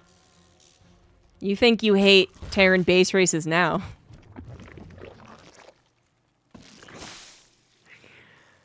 I think there's a lot of cool ideas, and if you mesh it all together, it's going to be a completely different game, so there's not really saying whether to be overpowered or not. But I do know for a fact that it would significantly change base race. And base races are already seen as, Terran favored, which I think base races are. The ones that go down to the last building. Obviously, being able to lift a building is pretty important. I don't think base trades are. And this is one thing I get a little irked about when people say that it does. You know, they'll see a Protoss base trade a Terran or a Zerg base trade a Terran, and the chat will be like, you never base trade a Terran. That is such an old saying. Like, it was probably true, I think, maybe Heart of the Swarm, I guess. But I remember thinking for a very long time that was not nearly so accurate as to have that as a mantra. I want to say at least 10 years I've been like, I don't think that's really true. In fact, at times, the Terran is the worse for wear because once their production is camped, they don't have alternatives like Zerg and Protoss do.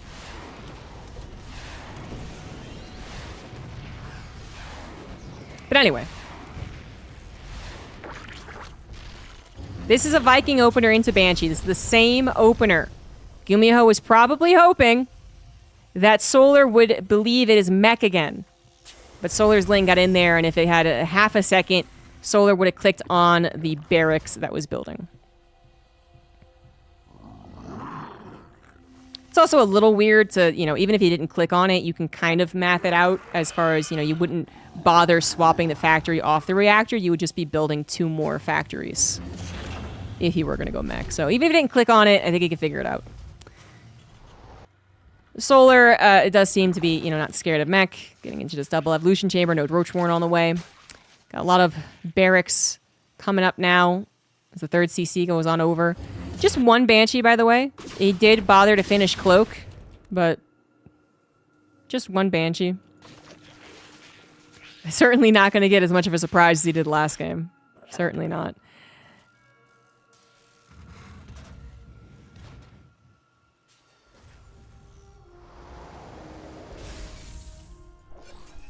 Hey, can you imagine a floating starport building?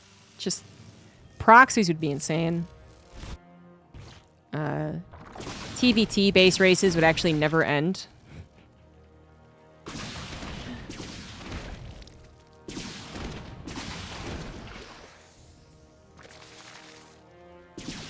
This Banshee, despite being scouted, still ends up getting 3 drones. Maybe 4? Doesn't go for the 4th one. One Overlord has died to this Viking, which has actually stopped sharking around. And the Viking now, of course, deflecting all the Overlords from the map, opens up more opportunities for drops. That's it. We all know that one. 1-1, basically the same for both parties. Macro looking good on both sides. Solar up to 70 drones.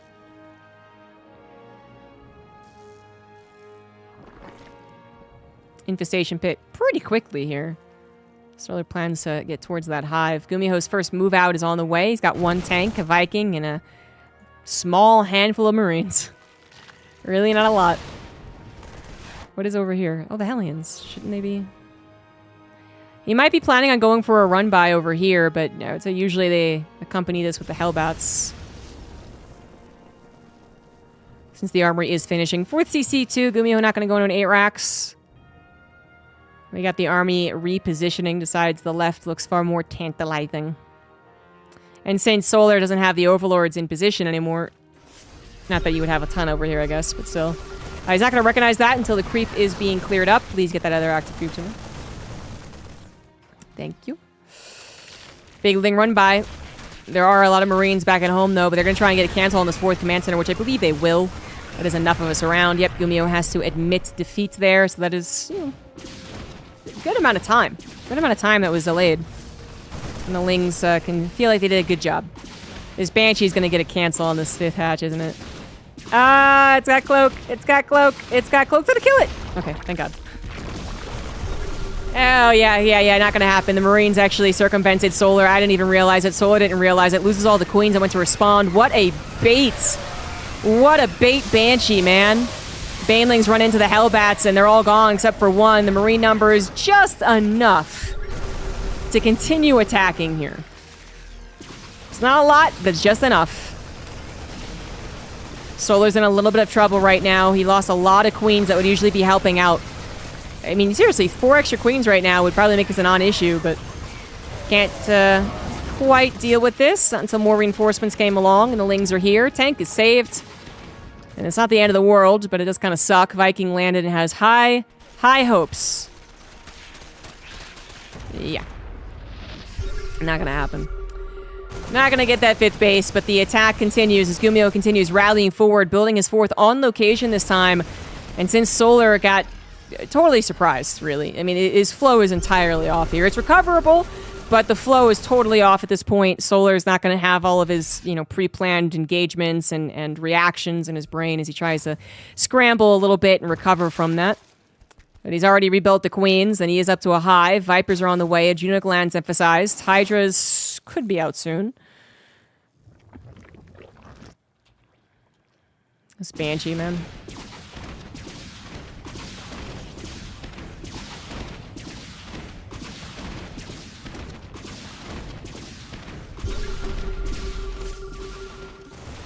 pretty big army. Gumio also has a more distraction army off to the right side. Bit of a misrally, but as I said, a bit of a distraction more so. This army going to realize it's got some opportunity. Doesn't get the creep spread, though. I don't know. Maybe he was missing enough scan.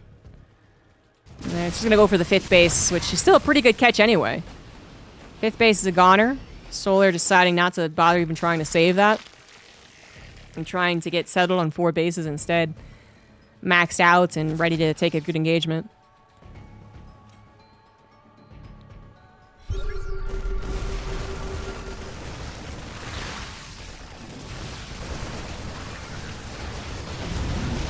Woof! Okay, that was, yeah, good enough engagement for Solar. Got a little bit of a jump on Gumiho, and Gumi didn't have enough evacuation ships. But Gumiho continuing this little left-right dance. Ooh, Parasitic Bomb! Oh! That actually caught the medevac. Skills 2 out of 3. Solar holding on to the supply. Just be trying to get to Lurkers. Once he gets to Lurkers, he can hopefully settle this multi-prong a little bit better. Solar taking the opportunity while he's a little out on the map to try and go after the 4th, but it's a planetary already, and that is not nearly enough. He could try and go for the SCVs, but not going to be worth it. 5th Command Center also on the way for Gumiho. Gumiho's 3-3s does start up. Missed the armor for a couple of seconds. Solar not starting any +3 of his own. Just the missile on the way. Really needs those Lurkers, man. He is starting to struggle a little bit. Left to right does clean up the right side, but left side, oh, a little late on the pullback there from Gumiho, who is on creep after all. Vipers are also ready. Parasitic Bomb plus a Blinding Cloud does mean that Solar will hold over here. Gumiho was a little overeager, I think you can say. He either thought Solar was going to be more distracted or really thought his army could do the trick, but deep on a creep. And the army a little late to pulling back, but Gumiho seems okay with the trade so far. He is, after all, getting up to his 5th base, and he's putting all the pressure on Solar. Solar needs his 5th base to stay up and running as he finally gets some saturation on it. Down by 4,000 resources. That's not terrible. I'm still concerned. It just doesn't feel like Solar is getting a grip on this game, you know? He's barely keeping his head above water, and this is a much better engagement. Gumiho going a little bit off that creep, a little bit of a spread, a little bit of concave. Tank even helping out to a certain degree. Vipers late to the party. Do come into the last second and help clear things up. Solar just needs something to give him more of a breather. Is that a Banshee? Is that the freaking Banshee? Oh my god. How is that thing still alive?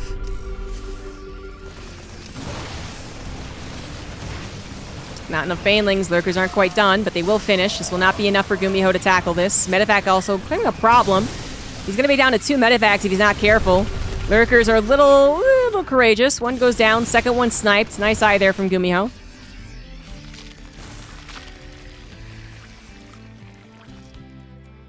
His 5th totally untouched, even though it's on a planetary.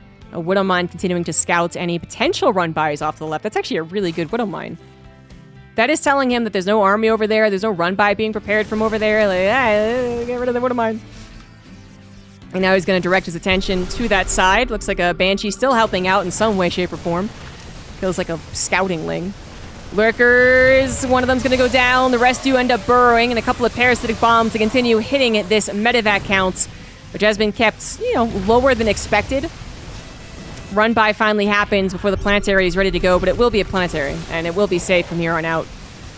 The Solar still is pretty desperate on the back foot, hoping these Lurkers will finally give him a moment of peace. And if the Lurkers do, then maybe Solar gets to 10 Lurkers and their upgrades, and then maybe he can initiate some form of counterattack, in which case a planetary would not be enough. But right now, Solar is just totally on... Oh my god. No. This Banshee! It should be killing 5 extra drones, by the way. Doesn't get targeted, doesn't get microed because Gumiho is microing elsewhere. But goddamn that Banshee. I can't go into the main, decides to go after the 4th. That 4th should be killed. No! The Blinding Cloud stopped at least a couple of units from attacking, and the one Marauder wasn't enough. But attack on the right side as well. Oh my god, Gumiho's every which way. Solar is desperately trying to keep up, but he's not able to. Loses a pretty important 5th base. Thankfully, his 6th is at a half gold, and that'll help. As I said, he is keeping his head above water. Just barely.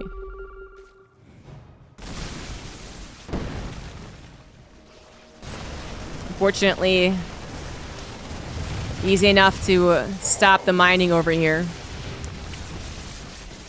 Lurkers do have both their upgrades at this point, so I guess Lurkers will defend that for now. Gumiho has not made the transition over into Ghosts, by the way, which would slow him down, but would be the typical response to an increasing Lurker count. We're at 12 Lurkers.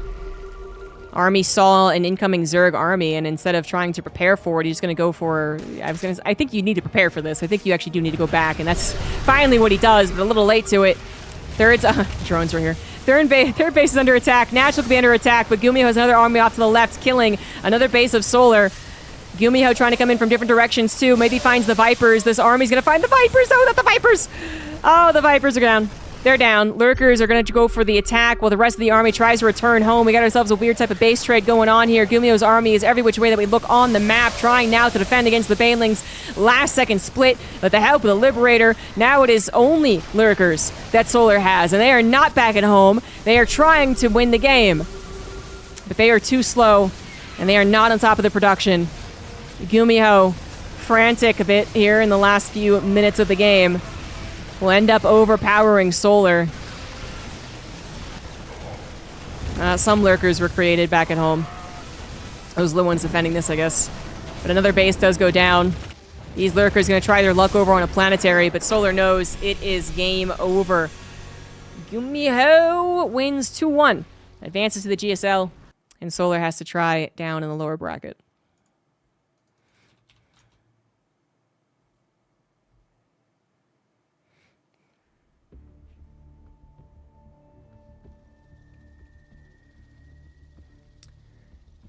Oof.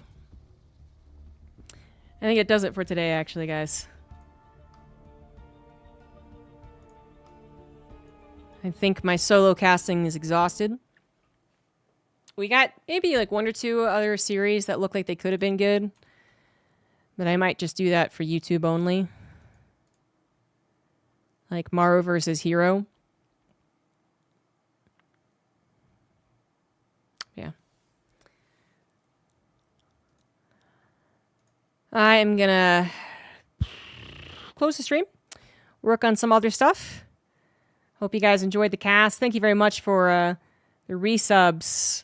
Looks like I missed Natem Natsmanen for the 14 months. And be right with me, please. Thank you for gifting a sub an hour ago.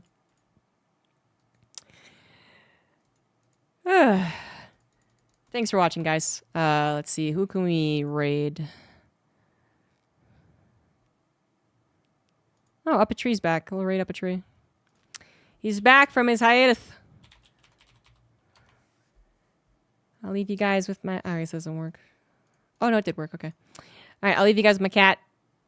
Thanks, everyone. We'll see you tomorrow. Bye-bye.